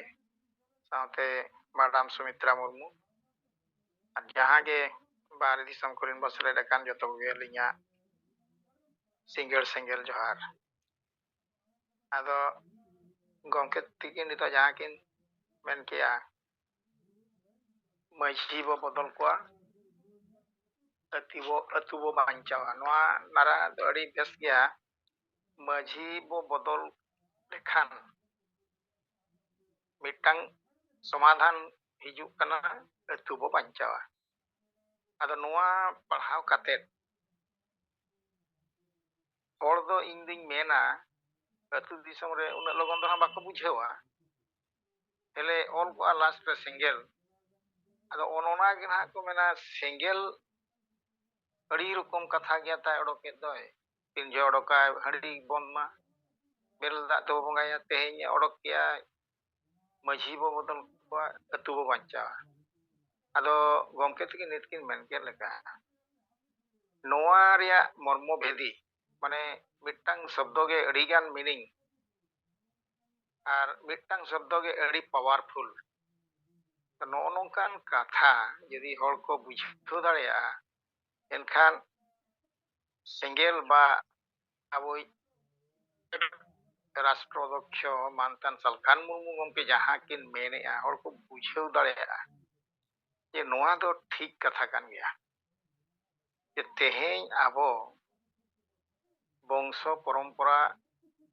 ᱞᱟᱜᱟᱣ ᱟᱹᱜᱩ ᱟᱠᱟᱱᱟ ᱡᱮ ᱦᱚᱯᱚᱱ ᱵᱤᱫᱟᱹᱞ ᱦᱚᱯᱚᱱ ᱩᱱᱤ ᱫᱚ ᱢᱟᱹᱡᱷᱤᱜᱼᱟᱭ ᱟᱪᱪᱷᱟ ᱱᱚᱣᱟ ᱢᱟ ᱞᱤᱜᱟᱞ ᱦᱤᱥᱟᱹᱵ ᱛᱮ ᱧᱮᱞ ᱞᱮᱠᱷᱟᱱ ᱫᱚ ᱤᱞᱤᱜᱟᱞ ᱜᱮᱭᱟ ᱢᱟᱱᱮ ᱟᱹᱭᱤᱱ ᱡᱳᱜᱽᱜᱚ ᱠᱟᱛᱷᱟ ᱜᱮ ᱵᱟᱝ ᱠᱟᱱᱟ ᱡᱮ ᱩᱱᱤ ᱪᱮᱫ ᱠᱷᱟᱹᱛᱤᱨᱮ ᱢᱟᱹᱡᱷᱤ ᱞᱮᱱᱟ ᱪᱮᱫ ᱠᱷᱟᱹᱛᱤᱨ ᱵᱟᱝᱟ ᱡᱮ ᱩᱱᱤᱭᱟᱜ ᱜᱮ ᱯᱚᱨᱚᱢᱯᱚᱨᱟ ᱡᱩᱫᱤ ᱫᱤᱱ ᱦᱤᱞᱳᱜ ᱛᱟᱦᱮᱸ ᱠᱚᱜᱼᱟ ᱡᱮ ᱤᱧ ᱵᱟᱵᱟᱭ ᱢᱟᱹᱡᱷᱤ ᱞᱮᱱᱟ ᱦᱚᱯᱚᱱ ᱛᱮᱨᱮ ᱢᱟᱹᱡᱷᱤᱜᱼᱟ ᱟᱹᱛᱩ ᱦᱚᱲ ᱠᱚ ᱢᱮᱱᱟ ᱵᱟᱝ ᱩᱱᱤᱜᱮ ᱢᱟᱹᱡᱷᱤᱜ ᱢᱟᱭ ᱟᱫᱚ ᱱᱚᱣᱟ ᱫᱚ ᱤᱧ ᱢᱮᱱᱟ ᱟᱹᱛᱩ ᱦᱚᱲ ᱡᱟᱦᱟᱸ ᱢᱟᱹᱡᱷᱤ ᱞᱮᱫᱮᱭᱟ ᱠᱚ ᱡᱟᱦᱟᱸ ᱠᱷᱟᱹᱛᱤᱨ ᱜᱮ ᱟᱹᱛᱩ ᱛᱮᱸᱜᱮᱱ ᱠᱷᱟᱹᱛᱤᱨ ᱠᱤ ᱡᱟᱦᱟᱸ ᱠᱷᱟᱹᱛᱤᱨ ᱜᱮ ᱡᱮ ᱱᱤᱛᱚᱜ ᱫᱚ ᱚᱱᱟ ᱥᱤᱥᱴᱮᱢ ᱫᱚ ᱵᱟᱹᱱᱩᱜ ᱟᱱᱟ ᱪᱮᱫ ᱪᱤᱠᱟ ᱵᱟᱹᱱᱩᱜ ᱟᱱᱟ ᱚᱱᱟ ᱥᱚᱢᱚᱭ ᱨᱮ ᱩᱱᱤᱭᱟᱜ ᱵᱚᱦᱚᱜ ᱪᱮᱫ ᱞᱮᱠᱟ ᱛᱟᱦᱮᱸ ᱠᱟᱱᱟ ᱟᱡᱨᱮᱱ ᱜᱤᱫᱽᱨᱟᱹᱣᱟᱜ ᱵᱚᱦᱚᱜ ᱱᱤᱛᱚᱜ ᱪᱮᱫ ᱞᱮᱠᱟ ᱢᱮᱱᱟᱜᱼᱟ ᱟᱫᱚ ᱩᱱᱤ ᱫᱚ ᱢᱩᱨᱩᱠᱤᱡ ᱦᱚᱸ ᱢᱟᱹᱡᱷᱤ ᱦᱚᱯᱚᱱᱤᱡ ᱦᱚᱸ ᱢᱟᱹᱡᱷᱤ ᱛᱮᱬᱩ ᱟᱵᱚ ᱱᱤᱛᱚᱜ ᱡᱟᱦᱟᱸ ᱥᱟᱶᱛᱟ ᱵᱟᱧᱪᱟᱣ ᱨᱮᱭᱟᱜ ᱩᱭᱦᱟᱹᱨ ᱦᱮᱡ ᱟᱠᱟᱱᱟ ᱜᱚᱢᱠᱮ ᱛᱤᱠᱤᱱ ᱱᱚᱣᱟ ᱡᱟᱦᱟᱸ ᱠᱤᱱ ᱩᱭᱦᱟᱹᱨ ᱧᱟᱢ ᱟᱠᱟᱜᱼᱟ ᱚᱱᱟ ᱦᱤᱥᱟᱹᱵ ᱛᱮᱠᱷᱟᱱ ᱫᱚ ᱱᱚᱣᱟ ᱫᱚ ᱚᱸᱰᱮ ᱫᱚ ᱯᱨᱚᱡᱳᱡᱡᱚ ᱫᱚ ᱵᱟᱝ ᱠᱟᱱᱟ ᱡᱮ ᱢᱟᱹᱡᱷᱤ ᱦᱚᱯᱚᱱᱮ ᱢᱟᱹᱡᱷᱤᱜᱼᱟ ᱱᱚᱣᱟ ᱫᱚ ᱥᱤᱥᱴᱮᱢ ᱯᱚᱨᱤᱵᱚᱨᱛᱚᱱ ᱫᱚᱨᱠᱟর ᱟᱨ ᱦᱚᱲ ᱦᱚᱸ ᱩᱭᱦᱟᱹᱨ ᱫᱚᱨᱠᱟর ᱡᱮ ᱟᱞᱮ ᱛᱮᱦᱮᱧ ᱱᱚᱣᱟ ᱟᱹᱛᱩ ᱨᱮ ᱪᱮᱫ ᱦᱟᱸᱜ ᱵᱟᱭ ᱵᱟᱰᱟᱭ ᱫᱚ ᱱᱩᱭ ᱢᱟᱹᱡᱷᱤ ᱢᱟ ᱛᱟᱞᱮ ᱡᱟᱦᱟᱱᱟᱜ ᱮᱢ ᱢᱮᱛᱟᱭᱟ ᱚᱱᱟ ᱨᱮᱜᱮ ᱦᱚᱸ ᱱᱩᱭ ᱵᱚ ᱫᱟᱞᱮᱭᱟ ᱦᱚᱸ ᱱᱩᱭ ᱵᱚ ᱰᱟᱸᱰᱚᱢᱮᱭᱟ ᱦᱚᱸ ᱫᱤᱠᱩ ᱦᱮᱡ ᱮᱱᱟ ᱱᱚᱣᱟ ᱮᱢᱟᱞᱮ ᱦᱟᱱᱟ ᱞᱮᱢᱟ ᱦᱚᱸ ᱡᱚᱛᱚ ᱜᱮ ᱦᱚᱸ ᱱᱚᱝᱠᱟ ᱛᱮᱠᱷᱟᱱ ᱢᱟ ᱜᱚᱡ ᱪᱟᱵᱟ ᱵᱚᱱᱟ ᱟᱫᱚ ᱱᱚᱜᱼᱚ ᱱᱚᱣᱟ ᱡᱤᱱᱤᱥ ᱟᱹᱛᱩ ᱦᱚᱲ ᱡᱩᱫᱤ ᱠᱚ ᱵᱩᱡᱷᱟᱹᱣᱟ ᱮᱱᱠᱷᱟन ᱫᱚ ᱯᱚᱨᱤᱵᱚᱨᱛᱚᱱ ᱩᱱᱠᱩ ᱠᱚ ᱪᱟᱦᱟᱣ ᱜᱮᱭᱟ ᱟᱪᱪᱷᱟ ᱩᱱᱠᱩ ᱫᱚ ᱵᱟᱠᱚ ᱵᱩᱡᱷᱟᱹᱣ ᱫᱟᱲᱮᱭᱟᱜᱼᱟ ᱪᱮᱫ ᱪᱤᱠᱟ ᱵᱟᱠᱚ ᱵᱩᱡᱷᱟᱹᱣᱟ ᱩᱱᱠᱩ ᱫᱚ ᱜᱳᱞᱟᱢ ᱠᱟᱛᱮᱫ ᱜᱮ ᱢᱮᱱᱟᱜ ᱠᱚᱣᱟ ᱡᱮᱦᱮᱛᱩ ᱜᱳᱞᱟᱢ ᱠᱟᱛᱮᱫ ᱢᱮᱱᱟᱜ ᱠᱚᱣᱟ ᱟᱠᱚᱣᱟᱜ ᱠᱟᱹᱢᱤ ᱱᱩᱭ ᱵᱟᱝᱠᱷᱟᱱ ᱵᱟᱭ ᱦᱩᱭ ᱫᱟᱲᱮᱭᱟᱜᱼᱟ ᱚᱱᱟ ᱢᱟᱭᱤᱱᱰ ᱥᱮᱴ ᱟᱹᱨᱩᱵ ᱫᱚᱨᱠᱟর আরে ভাই আর মিট হড় ᱦᱚᱸ ᱠᱚᱨᱟᱣ ᱫᱟᱲᱮᱭᱟᱜ ᱜᱮᱭᱟ ᱚᱱᱟ ᱠᱟᱹᱢᱤ ᱫᱚ ᱱᱤᱛᱚᱜ ᱡᱩᱫᱤ ᱢᱟᱹᱡᱷᱤ ᱵᱟᱭ ᱛᱟᱦᱮᱱᱟ ᱥᱟᱨᱟ ᱵᱷᱟᱨᱚᱛ ᱨᱮ ᱵᱤᱱᱟᱹ ᱢᱟᱹᱡᱷᱤ ᱛᱮ ᱪᱟᱹᱞᱩᱜ ᱠᱟᱱᱟ ᱮᱴᱟᱜ ᱡᱟᱹᱛᱤ ᱠᱚᱣᱟᱜ ᱮᱴᱟᱜ ᱥᱚᱢᱟᱡᱽ ᱠᱚᱣᱟᱜ उनको तो फिर को बंचाव कन गया छुट छुटेर भांडन तेलवान को प्राय आचे उनको आबो के अड़ी मारा मारा हड़ को बेनाव कना तो नो नोंका उइहर अउरी बो अगुई भु बांखान आकोआ बोर नो अउरी बो फिडिंग भु नो परिवर्तन तो मुश्किल गया तो आबो नो जो मिटान जिनिस तेहेन चेत खातिर आबो नो अवस्था रे मेना ओना नो उनको बुझाव च दरकार बुझाव लेखान को ऑटोमेटिक ओना दो परिवर्तन हुआ आदो नो যখন না ওলাবো লিফলেট বো বেনাওয়া হড় বস ইয়া হাটিᱧᱟ ᱠᱚ ফেসবুক হোয়াটসঅ্যাপ ইউটিউব গোটা যেতে অডকᱚᱜᱼᱟ ᱱᱚᱣᱟ ᱨᱮ ᱵᱚᱢ ᱫᱚ ᱟᱹᱰᱤ ᱜᱟᱱ ᱜᱮ ᱥᱟᱣᱩন্ড ᱫᱚ ᱱᱟᱜ ᱚᱰᱚᱠ ᱟᱹᱰᱤ ᱢᱟᱨᱟᱝ ᱥᱟᱣᱩন্ড ᱛᱮᱦᱮᱧ ᱟᱨ ᱢᱤᱫᱴᱟᱝ ᱵᱚᱢ ᱩᱴᱟᱹᱣ ᱠᱮᱜᱼᱟ ᱡᱮ ᱱᱩᱠᱩ ᱥᱮᱸᱜᱮᱞ ᱵᱟᱞᱟ ᱵᱟᱝ ᱪᱮᱫ ᱢᱟᱹᱡᱷᱤ ᱵᱚᱫᱚᱞ ᱟᱹᱛᱩ ᱵᱟᱧᱪᱟᱣ ᱱᱚᱣᱟ ᱢᱤᱫᱴᱟᱝ ᱵᱩᱡᱷᱟᱹᱣ ᱞᱟᱹᱜᱤᱫ ᱛᱮᱠᱚ ᱪᱮᱥᱴᱟᱭᱟ ᱟᱹᱛᱩ ᱦᱚᱲ ᱢᱟ ᱵᱩᱡᱷᱟᱹᱣ ᱟᱠᱚ ᱵᱟᱠᱚ ᱵᱩᱡᱷᱟᱹᱣᱟ ᱡᱟᱦᱟᱸ ᱱᱚᱣᱟ ᱨᱮᱠᱚ ᱵᱮᱯᱟᱨ ᱠᱟᱱᱟ ᱱᱩᱠᱩ ᱢᱟᱦᱟᱞ ᱵᱚ ᱢᱮᱛᱟ ᱠᱚ ᱟᱥᱮᱠᱟ ᱵᱚ ᱢᱮᱛᱟ ko ᱚᱞ ᱤন্ডিয়া রাইটার্স অ্যাসোসিয়েশন বো মেতা নুকু মারাং ko চাচাওয়া তা নুকু মা আর মিটা মেডিসিন ko প্রয়োগ ᱠᱮᱫ ᱜᱮᱭᱟ ᱥᱨᱟ ᱱᱚᱣᱟ ᱢᱟ ᱢᱟᱲᱟᱝ ᱟᱜ ᱢᱮᱰᱤᱥᱤᱱ ᱠᱚ ᱟᱨ ᱱᱚᱣᱟ ᱢᱟ ᱟᱹᱰᱤ ᱯᱟᱣᱟᱨফᱩᱞ ᱢᱮᱰᱤᱥᱤᱱ ᱠᱟᱱᱟ ᱛᱚ ᱱᱩᱠᱩ ᱫᱚ ᱟᱵᱚ ᱚᱴᱠᱟᱣ ᱫᱟᱲᱮᱭᱟᱜ ᱠᱚᱣᱟ শেষ ᱨᱮ ᱩᱱᱠᱩ ᱦᱚᱸᱠᱚ ᱥᱚᱨᱮᱱᱰᱟᱨᱚᱜᱼᱟ ᱡᱮ ᱵᱟᱝᱟ ᱛᱮᱦᱮᱧ ᱟᱵᱚ ᱡᱟᱦᱟᱸ ᱵᱚ ᱠᱟᱹᱢᱤ ᱠᱟᱱᱟ ᱚᱱᱱᱭᱟᱭ ᱵᱚ ᱠᱟᱹᱢᱤ ᱠᱟᱱᱟ ᱟᱨ ᱱᱚᱣᱟ ᱚᱱᱱᱭᱟᱭ ᱵᱚᱲᱚᱛᱮ ᱟᱵᱚ ᱦᱚᱸᱵᱚ ᱜᱩᱡᱩᱜᱼᱟ ᱥᱚᱢᱟᱡᱽ ᱦᱚᱸ ᱜᱩᱡᱩᱜᱼᱟ ᱡᱚᱛᱚ ᱦᱚᱲ ᱠᱚ ᱜᱩᱡᱩᱜᱼᱟ ᱛᱚ ᱩᱱᱠᱩ ᱫᱚ ᱨᱤᱴᱚᱱᱚᱜᱼᱟ ᱠᱚ ᱟᱵᱚ ᱥᱮᱫ ᱜᱮ ᱢᱤᱫ ᱵᱩᱡᱷᱟᱹᱣ ᱞᱮᱠᱷᱟᱱ ᱠᱚ ᱚᱴᱳᱢᱮᱴᱤক ᱠᱚ ᱨᱤᱴᱟᱨᱱᱚᱜᱼᱟ ᱟᱨ ᱡᱚᱛᱚ ᱦᱚᱲ ᱠᱚ ᱦᱮᱡ ᱞᱮᱱᱠᱷᱟन ᱚᱱᱟ ᱡᱟᱭᱜᱟᱛᱮ ᱵᱟᱝᱟ ᱢᱟᱹᱡᱷᱤ ᱛᱮᱦᱮᱧ ᱵᱚᱫᱚᱞ ᱛᱮ ᱦᱩᱭᱩᱜᱼᱟ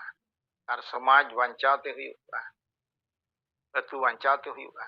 ᱟᱨ ᱵᱟᱝᱠᱷᱟᱱ ᱩᱱᱠᱩ ᱠᱷᱚᱡ ᱜᱮ ᱦᱟᱸᱜ ᱱᱚᱝᱠᱟ ᱠᱟᱛᱷᱟ ᱠᱚ ᱚᱰᱚᱠᱟ ᱟᱵᱚ ᱫᱚ ᱢᱟᱹᱡᱷᱤ ᱥᱤᱥᱴᱮᱢ ᱜᱮ ᱵᱟᱵᱚ ᱫᱚᱦᱚᱭᱟ ᱢᱟᱹᱡᱷᱤ ᱥᱤᱥᱴᱮᱢ ᱜᱮ ᱵᱟᱵᱚ ᱫᱚᱦᱚᱭᱟ ᱡᱟᱦᱟᱸ ᱞᱮᱠᱟ ᱮᱴᱟᱜ ᱥᱚᱢᱟᱡᱽ ᱪᱟᱹᱞᱩᱜ ᱠᱟᱱᱟ ᱟᱹᱛᱩ ᱨᱤᱱᱤᱡ ᱦᱮᱰ ᱵᱮᱱᱟᱣᱟ ᱥᱮᱠᱨᱮᱴᱟᱨᱤ ᱯᱨᱮᱥᱤᱰᱮন্ট ᱟᱵᱚ ᱡᱟᱦᱟᱸ ᱞᱮᱠᱟ ᱵᱮᱱᱟᱜ ᱠᱟᱱᱟ उनको माध्यम से तेहेñ जोतो रकम कमी बो करावा छूत छटेर भांडान तेलवान और मिद सेरमा बार साल बो बचाव को ऑटोमेटिक नोआ हुई दाड़ेया नो नोंका सिस्टम हो उनको कुहे ᱧᱟᱢ ᱛᱮ नोआ को प्रयोग दाड़ेया जे नोआ जिनिस तेहेñ गमके तिकिन जहां किन ओडोक आका नोआ दो इᱧᱟ मेनते दो अडी नपाय कान गया नोआ गोटा पासनावा बो अतु अतु रे आबो सेन काते जबरदस्त ako ko बुझाव ako दरकार जे नोआ जिनिस तेहेñ मेना खातिर ते जोतोआ बरे एचोक काना हासा भाषा जाति धर्म तेहेñ आरो रिजर्वेशन जुड़ू आबो साथे एटा को मेसा लगी नोआ बो एड़ एचोक काना तो नोआ जिनिस आबो बुझाव ako दरकार नोआ बांग हुयुक कान खातिर ते हुइमा हुयुक काना करावेत गया बो नुकु जो व्यापारी मेना को व्यापारी माध्यम ते तेहेñ दो एटा सेट की कोड़ाई बोटेट पा बांखान नुकु दो को बुझाव गया आदो नोआ इᱧा मेनते अडी नापाय गया और नितो आर मिटांग लिंग मेना शिक्षित होड़ा कथा शिक्षित होड़ हो नोआ दो उयहर गाने आ चको बाको उयहर गाने आ उनको दो नापाय रे मेना को जमे आ को ᱧᱩᱭ आको माने छात्र खोजा आरंभ काते बुद्धिजीवी चाकरीजीवी डॉक्टर इंजीनियर एमएल एमपी समाज अतुयन समाज बांचावेन चेक चिकान ओना आले चिंता के बांग कना जेहेतु आले दो नित दो बाजार रे मेना ले जम आले ᱧᱩᱭ आले एले बाजार रे तानो आम माम गुजुगा आमा समाज गोज लेनखान आम दो सांताल कनाम चे आदिवासी कनाम दो बाय ताना जतो मेटाव चबा आमा बाम दाड़े आमा नारे मा बनु तो नोनोंकान जिनिस नुकु हो नितो नोआ जिनिस जदि गोटा ओल रकाब एना एखान नुकु को मेना सला तेहेñ दो जहां हो समाज लगी सालखान मुर्मू गमके आर मिटांग पदे रोल के दिया मझी बदल कोमा समाज बांचाव मा एनखान नुकु हर को बुझाव दाड़े नोआ रे दो अडी नापाय जिनिस होला कना नोआ रे सहयोग दो एम दरकार आले नि मेना नुकु हो नोआ माध्यम ते बुझाव दाड़े काते आबो सला को सहयोगा और नोआ परिवर्तन रे आबो को साहाय्य दाड़े आबोना मेनते इᱧा उयहर आदो नो नोंका जिनिस जहां तेहेñ गमके तिकिन उडुक केआ नोआ दो अडी बेसा इᱧा उयहर ते नोआ आबो अडी लगन ते लगन चेक लेकाते बो प्रसार प्रचारा नोआ गे इᱧा उयहर ते दो और जहां ओडोक कना अडी नापाय ओल कना और उद्भावन का आकिन गमके तिकिन अडी परफेक्ट जिनिस कना अडी छुटिया सेंटेंस अडी मारांग मीनिंग आदो नोआ गे इᱧा उयहर तिñ मेन किया आदो गमके तिकिन किन मेन केट लेका मझी बदल बोहत ताय बो बदला बदलुआ उनी मझी ताहे दाड़ेया जदि आजा बोहत बाय ठीका एनखान पूरे हरमो बदलुआ नोनोंकान लेकान जिनिस मतलब बारया मीनिंग मेन एनखान आबो बाको मेन दाड़ेया बोना आबो बो चला कते बो मेन रहो अरे भाई उनी मझी मेनाया उनी मझी आबो हो बदलो खान दो बेस गया आर बाका उनी मझी आबो हो बाय ठीक खान दो आर मिटा मझी बो बेना नोआ गे तो कथा मझी ताए जन नोनोंकान कथा आदो जा गमके तिकिन जहां उयहर ᱧᱟᱢᱟᱠᱟ किन और नोआ नारा किन बनाव का अडी नपाय ᱤᱧ ᱫᱚ ᱱᱚᱣᱟ ᱤᱭᱟᱹ ᱪᱮᱛᱟᱱ ᱨᱮᱫᱚ ᱟᱹᱰᱤ ᱠᱩᱥᱤ ᱜᱮ ᱟᱫᱚ ᱢᱟ ᱛᱚᱵᱮ ᱠᱷᱟᱱ ᱱᱤᱱᱟᱹᱜ ᱢᱮᱱ ᱠᱟᱛᱮᱫ ᱜᱮ ᱫᱚᱦᱲᱟ ᱛᱮ ᱡᱟᱦᱟᱸ ᱜᱮᱵᱚ ᱡᱚᱲᱟᱣ ᱟᱠᱟᱱ ᱜᱚᱢᱠᱮ ᱛᱟᱹᱠᱤᱱ ᱥᱟᱶᱛᱮ ᱡᱚᱛᱚ ᱠᱚᱜᱮ ᱟᱹᱞᱤᱧᱟᱜ ᱢᱩᱪᱟᱹᱫ ᱥᱤᱸᱜᱟᱹᱲ ᱥᱮᱸᱜᱮᱞ ᱡᱚᱦᱟᱨ ᱜᱚᱢᱠᱮ ᱟᱸᱡᱚᱢ ᱞᱮᱱ ᱜᱮᱭᱟ ᱛᱚ ᱟᱹᱰᱤ ᱵᱮᱥ ᱟᱸᱡᱚᱢᱮᱱᱟ ᱟᱨ ᱟᱹᱰᱤ ᱥᱟᱨᱦᱟᱣ ᱡᱚᱦᱟᱨ ᱡᱚᱦᱟᱨ ᱟᱫᱚ ᱡᱚᱦᱟᱨ ᱟᱫᱚ ᱱᱚᱜᱼᱚᱭ ᱡᱟᱦᱟᱸ ᱱᱤᱛᱚᱜ ᱢᱤᱫᱴᱤᱡ ᱱᱟᱨᱟ ᱵᱚᱱ ᱧᱟᱢ ᱠᱮᱜᱼᱟ ᱜᱚᱢᱠᱮ ᱛᱟᱹᱠᱤᱱ ᱢᱤᱫᱴᱤᱡ ᱠᱤᱱ ᱟᱵᱤষ্ᱠᱟᱨᱟᱫ ᱵᱚᱱᱟ ᱢᱟᱺᱡᱷᱤ ᱵᱚ ᱵᱚᱫᱚᱞ ᱠᱚᱣᱟ ᱟᱛᱳ ᱵᱚ ᱵᱟᱧᱪᱟᱣᱟ ᱟᱫᱚ ᱱᱚᱣᱟ ᱫᱚ ᱟᱹᱰᱤ ᱢᱟᱱᱮ ᱡᱮ ᱱᱚᱝᱠᱟᱜ ᱠᱟᱱᱟ ᱟᱹᱰᱤ ᱥᱟᱫᱷᱟᱨᱚᱱ ᱞᱮᱠᱟ ᱵᱩᱡᱷᱟᱹᱜ ᱠᱟᱱᱟ ᱢᱮᱱᱠᱷᱟᱱ ᱢᱤᱫᱴᱤᱡ ᱟᱹᱰᱤ ᱢᱟᱨᱟᱝ ᱡᱤᱱᱤᱥ ᱠᱟᱱᱟ ᱪᱮᱠᱟᱛᱮᱵᱚᱱ ᱵᱟᱰᱟᱭ ᱜᱮᱭᱟ ᱱᱩᱠᱩ ᱢᱟᱺᱡᱷᱤ ᱫᱚᱣᱟᱨᱟ ᱛᱮᱜᱮ ᱡᱚᱛᱚᱣᱟᱜ ᱪᱟᱵᱟᱜ ᱠᱟᱱᱟ ᱱᱩᱠᱩ ᱪᱮᱫ ᱦᱚᱸ ᱵᱟᱠᱚ ᱵᱤᱪᱟᱹᱨᱮᱜᱼᱟ ᱡᱟᱹᱛᱤ ᱫᱷᱚᱨᱚᱢ ᱢᱟᱥᱟ ᱵᱟᱥᱟ ইজ্জত আবাদি রোজগার চাষবাস ᱨᱮᱭᱟᱜ ᱢᱮᱱᱠᱷᱟᱱ ᱱᱩᱠᱩ ᱚᱱᱟ ᱥᱴᱟম্ᱯ ᱵᱟᱵᱚᱱ ᱢᱟᱨᱟᱣ ᱫᱟᱲᱮᱭᱟᱠᱚ ᱠᱟᱱᱟ ᱟᱫᱚ ᱱᱚᱣᱟ ᱫᱚ ᱢᱤᱫᱴᱤᱡ ᱥᱴᱟম্ᱯ ᱞᱮᱠᱟ ᱡᱮ ᱢᱟᱺᱡᱷᱤ ᱵᱚ ᱵᱚᱫᱚᱞ ᱠᱚᱣᱟ ᱟᱛᱳ ᱵᱚ ᱵᱟᱧᱪᱟᱣᱟ ᱟᱫᱚ ᱢᱤᱫᱴᱤᱡ ᱩᱫᱟᱦᱚᱨᱚᱱᱤᱧ ᱞᱟᱹᱭᱟ ᱡᱮ ᱢᱤᱫᱴᱤᱡ ᱚᱲᱟᱜ ᱚᱱᱟ ᱨᱮᱞ ᱫᱷᱟᱨᱮ ᱠᱚᱨᱮ ᱚᱱᱟ ᱨᱮᱞ ᱵᱟᱞᱟ ᱜᱮᱠᱚ ᱤᱭᱟᱹ ᱠᱟᱜᱼᱟ ᱠᱚ ᱚᱱᱟ ᱚᱲᱟᱜ ᱫᱚᱢ ᱧᱮᱞ ᱜᱮᱭᱟ ᱠᱷᱟᱹᱞᱤ ᱜᱮᱭᱟ ᱵᱟᱠᱷᱟᱱ ᱨᱟᱹᱯᱩᱫᱚᱜ ᱠᱟᱱᱟ ᱞᱮᱠᱤᱱ ᱚᱱᱟᱨᱮ ᱡᱩᱫᱤ ᱚᱸᱰᱮ ᱮᱵᱮᱱᱰᱚᱱ ᱚᱞ ᱠᱚᱜᱼᱟ ᱮᱱᱠᱷᱟᱱ ᱚᱸᱰᱮ ᱟᱢᱟᱜ ᱵᱚᱦᱚᱜ ᱛᱟᱹᱠᱤᱡᱚᱜᱼᱟ ᱵᱚᱦᱚᱜ ᱛᱟᱢ ᱛᱟᱹᱠᱤᱡᱚᱜᱼᱟ ᱡᱮ ᱱᱚᱣᱟ ᱚᱲᱟᱜ ᱫᱚ ᱵᱟᱹᱜᱤ ᱟᱠᱟᱫ ᱟᱠᱚ ᱵᱟᱠᱷᱟᱱ ᱨᱟᱹᱯᱩᱫ ᱮᱱᱟ ᱵᱟᱠᱷᱟᱱ ᱡᱟᱦᱟᱸ ᱞᱮᱠᱟᱜᱮ ᱚᱱᱟ ᱫᱚ ᱵᱟᱭ ᱤᱭᱩᱡᱚᱜ ᱠᱟᱱᱟ ᱚᱱᱠᱟᱜᱮ ᱡᱩᱫᱤ ᱟᱵᱚ ᱱᱚᱣᱟ ᱵᱚᱱ ᱚᱞᱟ ᱮᱱᱠᱷᱟन ᱫᱚ ᱢᱤᱢᱤᱫᱴᱤᱡ ᱟᱛᱳ ᱨᱮ ᱱᱚᱣᱟ ᱵᱚᱦᱚᱜ ᱨᱮ ᱛᱟᱠᱚ ᱛᱟᱹᱠᱤᱡᱚᱜᱼᱟ ᱡᱮ ᱢᱟᱺᱡᱷᱤ ᱵᱚ ᱵᱚᱫᱚᱞ ᱠᱚᱣᱟ ᱟᱛᱳ ᱵᱚ ᱵᱟᱧᱪᱟᱣᱟ ᱟᱫᱚ ᱤᱧ ᱱᱚᱣᱟ ᱦᱤᱥᱟᱹᱵ ᱛᱤᱧ ᱧᱮᱞ ᱠᱮᱜᱼᱟ ᱟᱹᱰᱤ ᱵᱮᱥ ᱦᱩᱭᱩᱜᱼᱟ ᱱᱚᱣᱟ ᱵᱤᱪᱟᱹᱨ ᱠᱟᱛᱮᱫ ᱟᱫᱚ ᱢᱟ ᱱᱚᱣᱟ ᱵᱚᱱ ᱠᱟᱹᱢᱤᱭᱟ ᱤᱧ ᱯᱟᱦᱴᱟ ᱥᱮᱫ ᱠᱷᱚᱱ ᱫᱚ ᱟᱹᱰᱤ ᱥᱟᱨᱦᱟᱣ ᱟᱨ ᱱᱚᱣᱟᱨᱮ ᱯᱩᱨᱟᱹ ᱵᱚᱱ ᱜᱚᱲᱚᱜᱼᱟ ᱟᱨ ᱜᱚᱴᱟ ᱵᱚᱱ ᱚᱞᱟ ᱱᱚᱣᱟ ᱜᱚᱢᱠᱮ ᱛᱟᱹᱠᱤᱱ ᱠᱤᱱ ᱢᱮᱱ ᱞᱮᱠᱟ ᱩᱲᱤᱭᱟᱹ ᱛᱮ ᱵᱟᱝᱞᱟ ᱛᱮ ᱨᱳমান ᱛᱮ ᱫᱮᱵᱽᱱᱟᱜᱚᱨᱤ ᱛᱮ ᱡᱚᱛᱚ ᱞᱮᱠᱟᱛᱮ ᱮᱠᱫᱚᱢ ᱱᱚᱣᱟ ᱵᱚᱱ ᱚᱞ ᱯᱮᱨᱮᱡ ᱩᱛᱟᱹᱨᱟ ᱮᱱᱠᱷᱟᱱ ᱥᱚᱢᱟᱡᱽ ᱨᱮ ᱱᱚᱣᱟ ᱵᱤᱪᱟᱹᱨ ᱦᱤᱡᱩᱜ ᱜᱮᱭᱟ ᱟᱫᱚ ᱢᱟ ᱤᱧ ᱯᱟᱦᱴᱟ ᱥᱮᱫ ᱠᱷᱚᱱ ᱫᱚ ᱱᱚᱣᱟ ᱪᱮᱛᱟᱱ ᱨᱮᱫᱚ ᱱᱤᱱᱟᱹᱜ ᱜᱤᱧ ᱢᱮᱱᱮᱫᱼᱟ ᱟᱨ ᱛᱟᱵᱚᱱ ᱡᱟᱦᱟᱸ ᱛᱤᱱᱟᱹᱜ ᱜᱮᱵᱚᱱ ᱥᱮᱞᱮᱫ ᱟᱠᱟᱱᱟ ᱱᱚᱣᱟ ᱪᱮᱛᱟᱱ ᱨᱮᱦᱚᱸ ᱵᱤᱪᱟᱹᱨ ᱠᱚᱵᱚᱱ ᱫᱚᱦᱚᱭ ᱢᱟ ᱢᱮᱱᱮᱫᱼᱟ ᱢᱟᱺᱡᱷᱤ ᱠᱚ ᱵᱚᱫᱚᱞ ᱟᱨ ᱱᱚᱣᱟ ᱚᱞ ᱨᱟᱭᱴᱤᱝ ᱱᱚᱣᱟ ᱨᱮᱫᱚ ᱟᱹᱞᱤᱧ ᱤᱧᱟᱹᱜ ᱵᱤᱪᱟᱹᱨ ᱛᱮ ᱢᱟᱱᱮ ᱠᱤᱪᱷᱩᱜᱟᱱ ᱦᱚᱲ ᱫᱚᱠᱚ ᱵᱤᱨᱳᱫ ᱵᱚᱱ ᱜᱮᱭᱟ ᱱᱟᱦᱟᱜ ᱟᱨ ᱠᱤᱪᱷᱩᱜᱟᱱ ᱦᱚᱲ ᱫᱚ को बिचार और किछुगान हड़ दो को एक्सेप्ट बना कारण जहां को विरोध बना उनको मना अड़ी दिन खना नोआ व्यवस्था से नोआ आरिचाली से नोआ सिस्टम रे को तड़ाम अगू का और नहीं तो अब नो बदला इनखान कुछ आदमी हम लोग को पक्का विरोध करेगा ही ये तो बाको विरोध दाड़े बना लेकिन नुको विरोध हो जास्ती दिन दो बाय स्टेबल माने just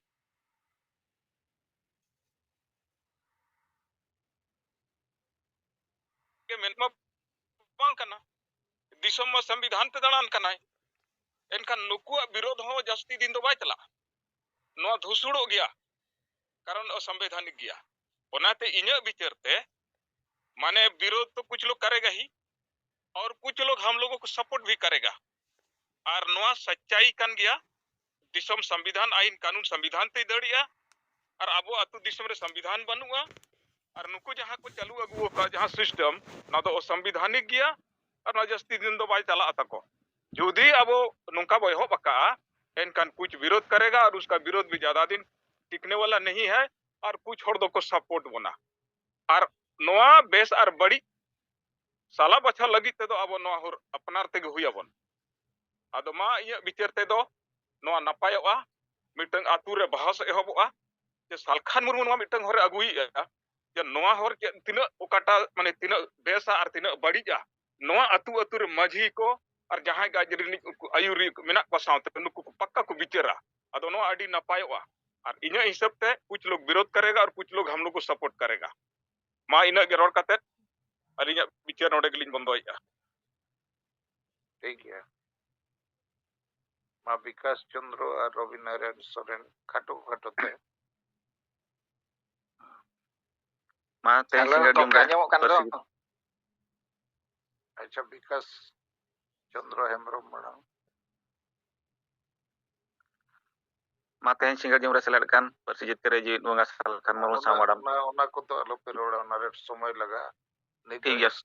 extra time re bo galmarao kana to to the point ठीक है सर जहाँ masih botol itu yang fakta no abo bon roro kawak anwar do adi besoga ar jahan tinang ge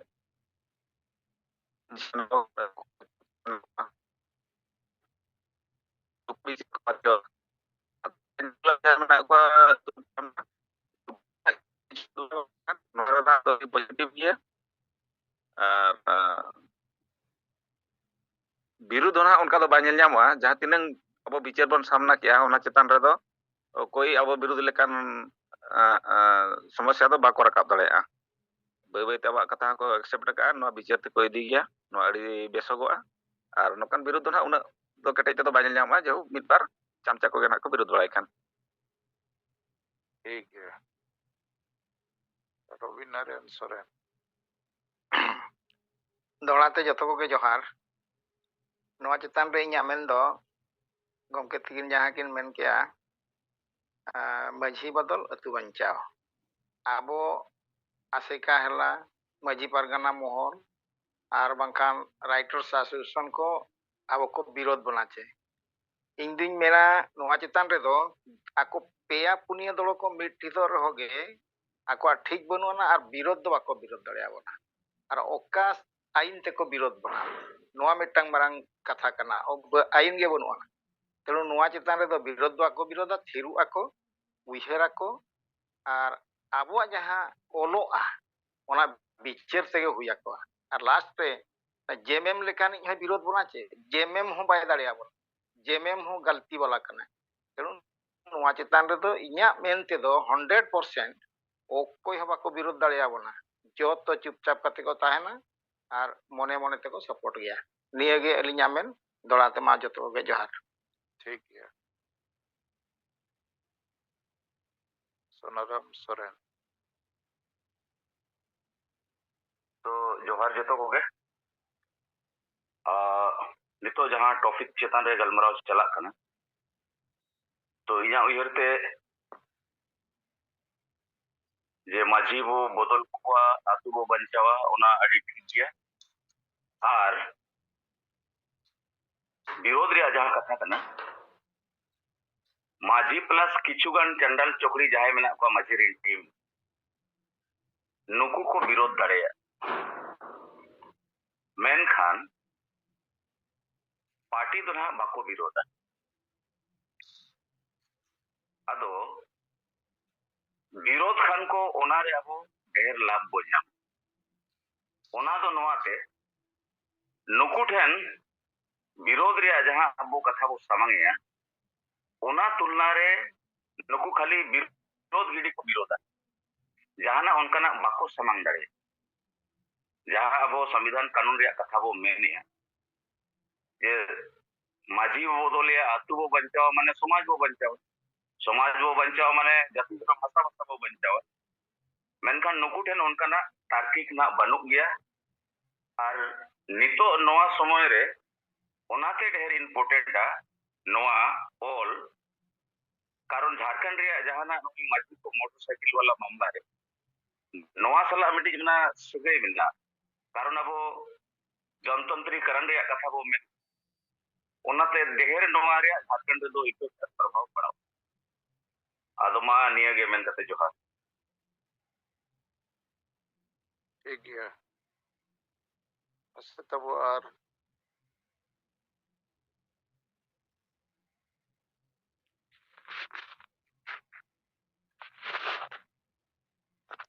गमके जहां नितो नय बन मेनेदा जे मांझी बन बदल कोआ और आतु बन बंचावा आदो चूंकि जहां माने असल समाज बाड़ी को नितो माने एकदम ठौका बन माने तुई याम के कोआ आदो ओनाते नुकुना चक्का दो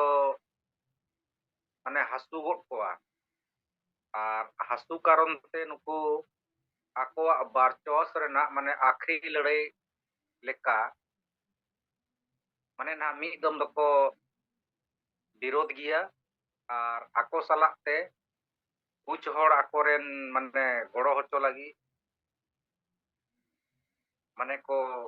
sapraw dareyakowa bahkaw dareyakowa ᱡᱮᱠᱤ Salkhan Murmu ᱟᱨ ᱟᱹᱫᱤᱵᱟᱹᱥᱤ ᱥᱮᱸᱜᱮᱞ ᱚᱵᱷᱤᱭᱟᱱ ᱥᱚᱢᱟᱡᱽ ᱠᱚ ᱨᱟᱹᱯᱩᱫ ᱠᱮᱫᱟ ᱢᱟ ᱵᱟᱧᱪᱟᱣ ᱞᱟᱹᱜᱤᱫ ᱵᱚᱱ ᱜᱚᱲᱚᱜᱼᱟ ᱱᱚᱝᱠᱟ ᱦᱟᱱᱠᱟ ᱢᱮᱱ ᱠᱟᱛᱮ ᱪᱮᱫᱟᱜ ᱥᱮ ᱱᱩᱠᱩ ᱫᱚ ᱱᱤᱛᱚᱜ ᱢᱟᱱᱮ ᱞᱟᱵᱷ ᱦᱚᱸᱠᱚ ᱧᱮᱞ ᱧᱟᱢ ᱟᱠᱟᱫᱟ ᱱᱚᱜᱼᱚᱭ ᱢᱚᱴᱚᱨ ᱥᱟᱭᱠᱮᱞ ᱠᱚ ᱮᱢᱟ ᱠᱚ ᱞᱟᱹᱜᱤᱫ ᱥᱚᱨᱠᱟর ᱟᱨ ᱮᱢᱟᱱ ᱛᱮᱢᱟᱱ ᱪᱮᱫ ᱠᱚ ᱟᱫᱚ ᱱᱩᱠᱩᱣᱟᱜ ᱱᱤᱡᱤ ᱞᱟᱵᱷ ᱨᱮᱭᱟᱜ ᱦᱚᱸ ᱢᱟᱱᱮ ᱱᱩᱠᱥᱟᱱ ᱢᱮᱱᱟᱜ ᱛᱟᱠᱚᱣᱟ ᱚᱱᱟ ᱠᱚ ᱧᱮᱞᱛᱮ ᱢᱤᱫ ᱜᱷᱟᱹᱲᱤ ᱫᱚᱠᱚ ᱟᱹᱲᱡᱷᱟᱹᱣ ᱠᱚᱣᱟ ᱦᱚᱲ लेकिन ढेर घड़ी तो हर बांग को दोहो दाड़ेयाकोवा चेदाग से उनको को बुझा रे नोआ मतो माने मांझी बदल जहां आले अतुरन के मांझी माय बना गे तो चेदाग तबे नुई तायम ते दम ले नीर बड़ाया मांझी बदल गितो को मेनेदा मांझी मानवा अतुरन गे ता अदो तो एटा मांझी ले बचाव लेखाय तो चे दिक्कत तबे मेना अदो उनका कारण ते उनको को गोड़ो ना बाको ᱧᱟᱢᱟ तायम ते दो अदो नोआ ᱢᱤᱫ ᱜᱷᱟᱹᱲᱤ ᱩᱱᱠᱟ ᱦᱩᱭ ᱫᱟᱲᱮᱭᱟᱜᱼᱟ ᱤᱥᱠᱮ ᱵᱟᱫ ᱫᱚ ᱱᱚᱣᱟ ᱥᱤᱛᱷᱤᱞᱚᱜᱼᱟ ᱟᱨ ᱟᱵᱚ ᱡᱟᱦᱟᱸ ᱵᱚᱱ ᱠᱟᱛᱷᱟ ᱵᱚ ᱨᱟᱠᱟᱵ ᱟᱠᱟᱜᱼᱟ ᱱᱚᱣᱟ ᱮᱠᱥᱮᱯᱴ ᱜᱮᱭᱟ ᱠᱚ ᱱᱟᱦᱟᱜ ᱤᱧ ᱥᱮᱫ ᱠᱷᱚᱱ ᱫᱚ ᱱᱤᱝᱠᱟ ᱜᱮ ᱡᱚᱦᱟᱨ ᱜᱮ ठीक है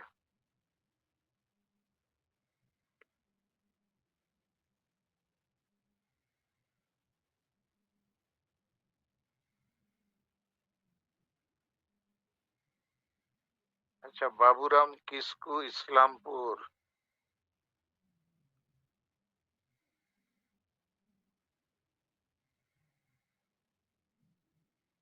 आंजमों कना Baburam Kisku Islampur sub division president संगेल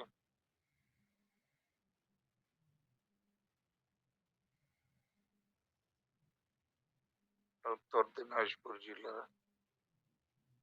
आंजम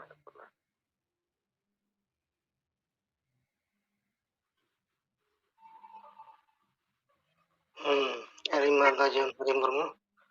ᱱᱚᱜᱼᱚᱭ ᱢᱟᱺᱡᱷᱤ ᱵᱚᱱ ᱵᱚᱫᱚᱞ ᱠᱚᱣᱟ ᱱᱚᱣᱟ ᱫᱚ ᱟᱹᱰᱤ ᱯᱟᱨᱯᱷᱮᱠᱴ ᱜᱮᱭᱟ ᱠᱟᱨᱚᱱ ᱱᱚᱣᱟᱛᱮ ᱵᱤᱪᱟᱹᱨ ᱨᱟᱠᱟᱵᱚᱜᱼᱟ ᱪᱮᱫᱟᱜ ᱱᱩᱠᱩ ᱵᱚᱫᱚᱞ ᱠᱚ ᱢᱮᱱᱫᱟ ᱟᱨ ᱞᱟᱦᱟ ᱠᱷᱚᱡ ᱜᱮ ᱟᱵᱚ ᱥᱮᱸᱜᱮᱞ ᱢᱟᱺᱡᱷᱤ ᱵᱚᱱ ᱢᱮᱱ ᱟᱠᱟᱜᱼᱟ ᱛᱚ ᱚᱱᱟ ᱨᱮᱱᱟᱜ ᱩᱭᱦᱟᱹᱨ ᱦᱤᱡᱩᱜᱼᱟ ᱱᱤᱛᱚᱜ ᱢᱟᱺᱡᱷᱤ ᱵᱚᱫᱚᱞ ᱫᱚ ᱟᱹᱰᱤ ᱢᱟᱨᱟᱝ ᱵᱤᱪᱟᱹᱨ ᱠᱟᱛᱷᱟ ᱠᱟᱱᱟ ᱟᱨ ᱵᱤᱪᱟᱹᱨ ᱨᱟᱠᱟᱵᱚᱜᱼᱟ ᱪᱮᱫᱟᱜ ᱱᱩᱠᱩ ᱠᱚ ᱢᱮᱱᱫᱟ ᱱᱚᱣᱟ ᱥᱟᱨᱱᱟ ᱫᱷᱚᱨᱚᱢ ᱨᱮᱱᱟᱜ ᱱᱩᱠᱩ ᱢᱟᱨᱮ ᱢᱟᱺᱡᱷᱤ ᱠᱚ ᱞᱟᱹᱭᱫᱟ ᱢᱟᱨᱟᱝ ᱵᱩᱨᱩ ᱵᱟᱠᱚ ᱵᱟᱧᱪᱟᱣᱫᱟ ᱵᱷᱟᱥᱟ ᱨᱮᱱᱟᱜ ᱠᱟᱛᱷᱟ ᱵᱟᱠᱚ ᱞᱟᱹᱭᱫᱟ ᱛᱚ ᱱᱚᱣᱟᱛᱮ ᱵᱮᱥ ᱵᱷᱟᱜᱤ ᱜᱮᱭᱟ ᱱᱚᱣᱟ ᱵᱚᱫᱚᱞ ᱫᱚ ᱟᱹᱰᱤ ᱞᱟᱹᱴᱩ ᱢᱟᱨᱟᱝ ᱵᱤᱪᱟᱹᱨ ᱨᱟᱠᱟᱵᱚᱜᱼᱟ ᱴᱷᱤक ᱜᱮᱭᱟ ᱱᱤᱭᱟᱹ ᱢᱮᱱ ᱠᱟᱛᱮ ᱜᱮᱞᱤᱧ ᱢᱩᱪᱟᱹᱫᱟ ᱡᱚᱦᱟᱨ जोहार ठीक है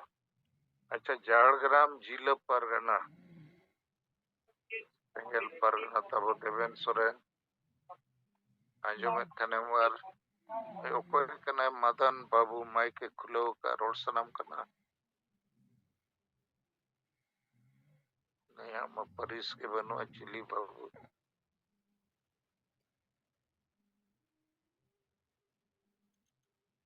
देवेन सोरेन झाड़ग्राम ᱤᱧ ᱢᱮᱱᱫᱟ ᱤᱧ ᱥᱮᱱ ᱠᱟᱛᱮᱧ ᱢᱮᱱᱟ ᱱᱚᱣᱟ ᱪᱮᱛᱟᱱ ᱨᱮ ᱢᱟᱺᱡᱷᱤ ᱵᱚᱱ ᱵᱚᱫᱚᱞ ᱠᱚᱣᱟ ᱚᱱᱟ ᱥᱟᱶᱛᱮ ᱚᱱᱟ ᱨᱮᱱᱟᱜ ᱠᱟᱨᱚᱱ ᱦᱚᱸ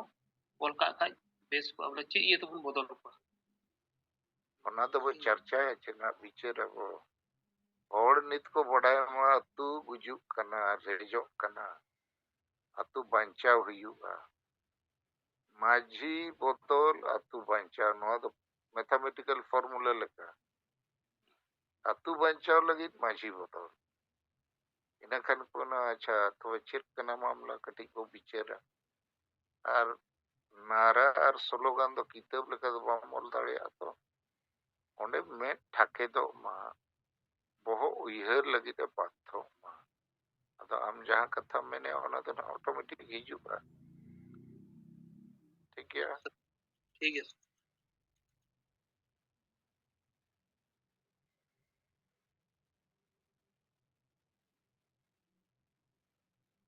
इन्या उयहर ते नोआ नारा ते पूरा भारत रेन माझी को मिल लेका तो ना ओना बोमा तना चपात आट को लेका को ना को उयहरा या बोतल सोचे को मैंने तो चेद लगित बदल अतु बांचाव लगित माने नुकु कारण तेगे अतु बाय बांचा कना माझी को मेना अब चेद को चबो गुडमा लेट गया इंग्लिश पे कने नुकु गुंडागर्दी डिमोरलाइज उतरवा अब विरोध सीताराम माझी मन के को विरोध अच्छे लेका विरोध आज है वर्ल्ड राइटिंग है चेचे ये पेपर रे ऑल है ये मीटिंग है होया आज दो आको लेकन जुमड़ी कुमड़ू बुल मताल को तलारे रोड़ा है और चेद ए रोड़ा चेद लेकाते विरोध है नुकु मा जेल सेनो दरकार तेन सुप्रीम कोर्ट मिटंग फैसला नेल किया सुप्रीम कोर्ट मेने भारत दिसम रिन प्रत्येक नागरिक right to life with dignity माने मर्यादा के साथ जीने का प्रत्येक भारत के नागरिक को अधिकार है अनोते दिन बो डांडो में को बाढ़ बारोने को वो डने को वो चेत को चो नोआ को मा बिल्कुल क्रिमिनल एक्शन कर और जेते माझी तो डांडो और टका पैसा जो तो नोआ को नोआ समाज रे चला करना कारण अब जेते वो गुलाम गिया अदो नुकु दो चेत को विरोधा ओकोय नुकु गोड़ो आको बुल मताल छड़ा गुलाम होड़ छड़ा अदो नीत हबी नुकु चितान रे डायरेक्ट सार बाबो तुኛ करते नोआ बाय चर्चा करना आबो मिटंग सार बो तुñ के जे सेंगेल मजीबो बनाव को आपे पे चेष्टा बड़ा के या बापे ताड़िया कारण नई मंजी मांग को जतु रे कब्जा जमाव का तो अजा गुंडागर्दी तानाशाही रंगदारी और ओकोय रेबे ना अदो मांग नुई ढिलईते हुयुगा नुई बोतरो चोयते हुयुगा कि आम दो बड़ी सरदार कना आम गेम गोजे तू अदो उनी बुझाव ᱧᱟᱢᱟ इन बुझाव पे कन लेकिन नोआ लगिते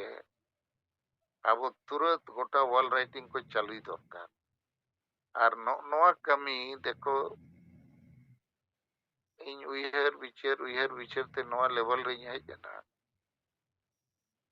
तेन इन लेयत पे लेका अबोरिन डॉक्टर इंजीनियर ऑफिसर को गलमराव कना भुवनेश्वर रे ओकोय पार्टी वो भोटे है जते के तो को चापो जुड़ी तो अदो ओना रे उत्तर दो ओकोय एम भोटे चेदाम चिंते चेदा एम भोटे ओना चिंते में से चेदा वो भोट को जहां के वो भोट है एन खान ठीक जगह रे में हिजुगा अदो नित दो नवा बम विचार रहते ओकोय वो भोटे है अरे चेदा वो भोटे है जहां के वो भोटे ठीक उनका गे आदिवासी समाज ने बचाव का मेरे पर लगा हुआ कर आपे कुछ सराव पियानो है 3.5 साल का नहीं करना जूम मीटिंग से था आयु को मीटिंग है आपे अर्दिगान और 3 और पे से ले दो कर ना लगे अड़ी सराव तो अब नीत तो वो विचार न्याम के माझी परगना व्यवस्था अब कुछ हो करना लेकिन ओना व्यवस्था रे नहीं अतु अतु नहीं कैप्टन मा माझी करना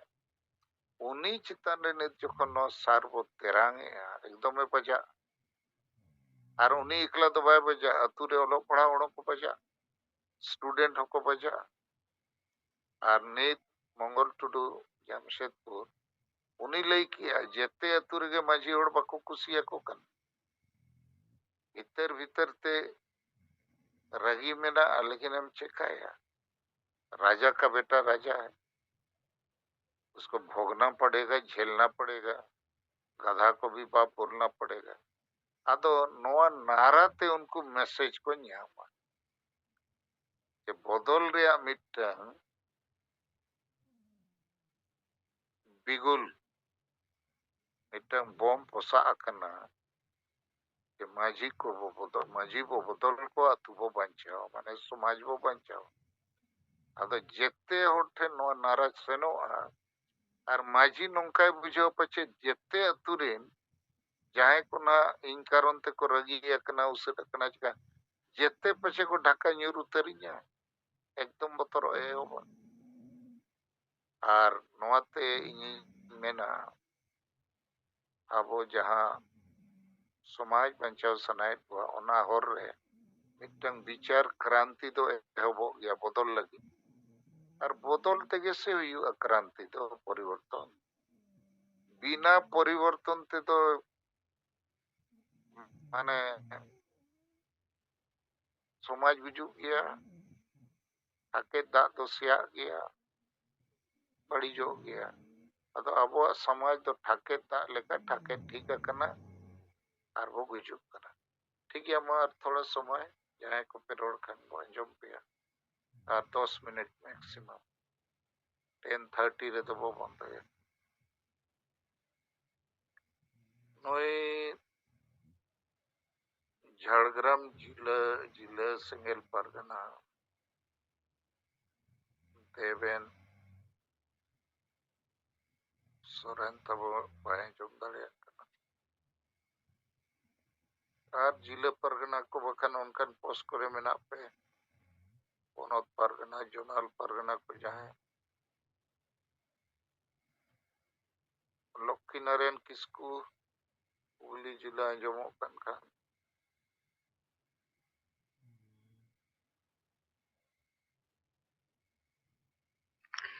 ᱦᱟᱥᱟᱨ ᱟᱸᱡᱚᱢᱚᱜ ᱠᱟᱱᱟ ᱛᱚ ᱱᱤᱛ ᱟᱵᱚ ᱱᱚᱜᱼᱚᱭ ᱡᱮ ᱟᱛᱳ ᱵᱟᱧᱪᱟᱣ ᱞᱟᱹᱜᱤᱫ ᱛᱮ ᱱᱩᱠᱩ ᱢᱟᱹᱡᱷᱤ ᱵᱚ ᱵᱚᱫᱚᱞ ᱠᱚᱣᱟ ᱟᱨ ᱟᱛᱳ ᱵᱚ ᱵᱟᱧᱪᱟᱣᱟ ᱱᱚᱣᱟ ᱜᱚᱴᱟ ᱚᱞ ᱨᱟᱭᱴᱤᱝ ᱦᱩᱭ ᱞᱮᱱᱠᱷᱟᱱ ᱱᱚᱣᱟ ᱫᱚ ᱯᱩᱨᱟᱹ ᱥᱚᱢᱟᱡᱽ ᱨᱮ ᱪᱟᱨᱪᱟᱣ ᱨᱮᱱᱟᱜ ᱵᱤᱥᱚᱭ ᱛᱤᱸᱜᱩᱱᱟ ᱟᱨ ᱱᱚᱣᱟ ᱨᱮ ᱰᱷᱮᱨ ᱡᱮ ᱵᱤᱨᱳধ ᱦᱤᱡᱩᱜᱼᱟ ᱚᱱᱠᱟ ᱦᱚᱸ ᱵᱟᱝ ᱠᱟᱱᱟ ᱵᱤᱨᱳধ ᱨᱮᱱᱟᱜ ᱠᱳᱭ ᱠᱟᱨᱚᱱ ᱫᱚ ᱵᱟᱝ ᱟᱨ ᱚᱱᱟᱨᱮ ᱡᱮᱢᱮ ᱯᱟর্টি ᱠᱚ ᱜᱚᱨᱟᱣ ᱠᱚᱣᱟ ᱥᱮ ᱮᱴᱟᱜ ᱯᱟর্টি ᱠᱚ ᱜᱚᱨᱟᱣ ᱠᱚᱣᱟ ᱚᱱᱠᱟ ᱦᱚᱸ ᱵᱟᱝ ᱟᱹᱭᱠᱟᱹᱜ ᱠᱟᱱᱟ ᱟᱨ ᱠᱷᱟᱥᱠᱟ ᱱᱚᱣᱟ ᱦᱩᱜᱽᱞᱤ ᱡᱚᱱ ᱮᱞᱟᱠᱟ ᱠᱚᱨᱮ ᱫᱚ ᱟᱛᱳ ᱦᱚᱲ ᱠᱚ ᱛᱩᱞᱩᱡ ᱱᱩᱠᱩ ᱢᱟᱹᱡᱷᱤ ᱠᱚᱣᱟᱜ ᱥᱟᱹᱜᱟᱹᱭ ᱫᱚ ᱟᱹᱰᱤ ᱵᱮᱥ ᱵᱟᱹᱱᱩᱜᱼᱟ ᱢᱮᱱᱫᱚ ᱢᱟᱹᱡᱷᱤ ᱠᱚᱣᱟᱜ ᱚᱱᱟ ᱡᱩᱞᱩᱢ ᱥᱟᱦᱟᱣᱛᱮ ᱦᱩᱭᱩᱜ ᱠᱟᱱᱟ ᱟᱛᱳ ᱦᱚᱲ ᱚᱱᱟᱛᱮ ᱵᱤᱨᱳধ ᱫᱚ ᱵᱟᱝ ᱧᱮᱞᱚᱜᱚᱜᱼᱟ ᱵᱚᱨᱚᱱᱪᱚ ᱥᱚᱢᱟᱡᱽ ᱥᱮᱫ ᱠᱷᱚᱱ ᱫᱚ ᱥᱟᱯᱳᱨᱴ ᱧᱟᱢᱚᱜᱼᱟ ᱟᱨ ᱱᱩᱠᱩ ᱢᱟᱹᱡᱷᱤ ᱠᱚᱫᱚ ᱠᱚ ᱮᱠᱞᱟᱜ ᱜᱮᱭᱟ ᱟᱨ ᱱᱩᱠᱩ ᱟᱠᱚ ᱢᱟᱹᱡᱷᱤ ᱯᱚᱫ ᱠᱷᱚᱱ ᱥᱟᱦᱟ ᱨᱮᱱᱟᱜ ᱞᱟᱹᱜᱤᱫ ᱛᱮ ᱩᱱᱠᱩ ᱠᱚ ᱠᱩᱨᱩᱢᱩᱴᱩᱭᱟ ᱱᱚᱣᱟ ᱜᱮ ᱟᱹᱞᱤᱧᱟᱜ ᱵᱤᱪᱟᱹᱨ ᱛᱮᱫᱚ ᱟᱹᱞᱤᱧ ᱞᱤᱧ ᱩᱭᱦᱟᱹᱨ ᱫᱟᱲᱮᱭᱟᱜ ᱠᱟᱱᱟ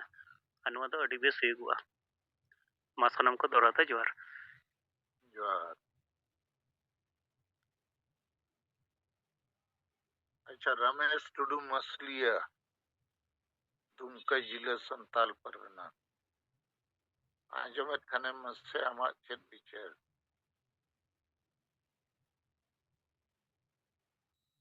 और बांखान संजय हेम्ब्रम झाड़ग्राम जिला सेंगेल प्रेसिडेंट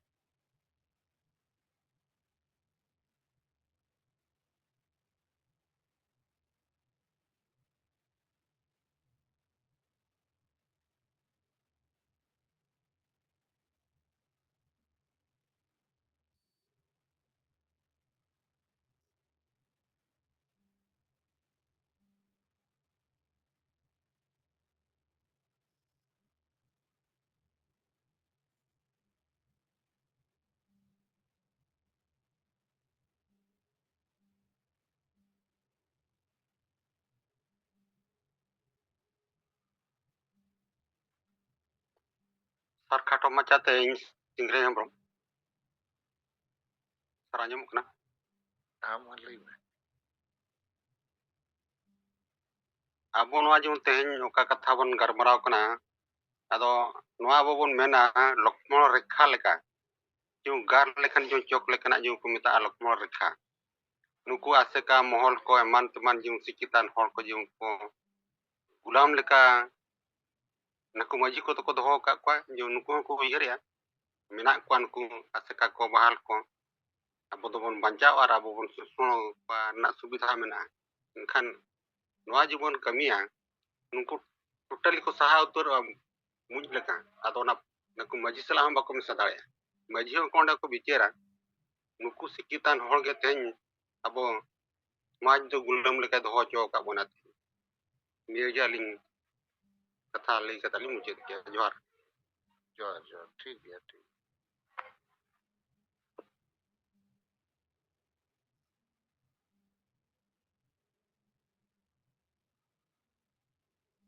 अच्छा पहले और कोई हम बापे रोड़ा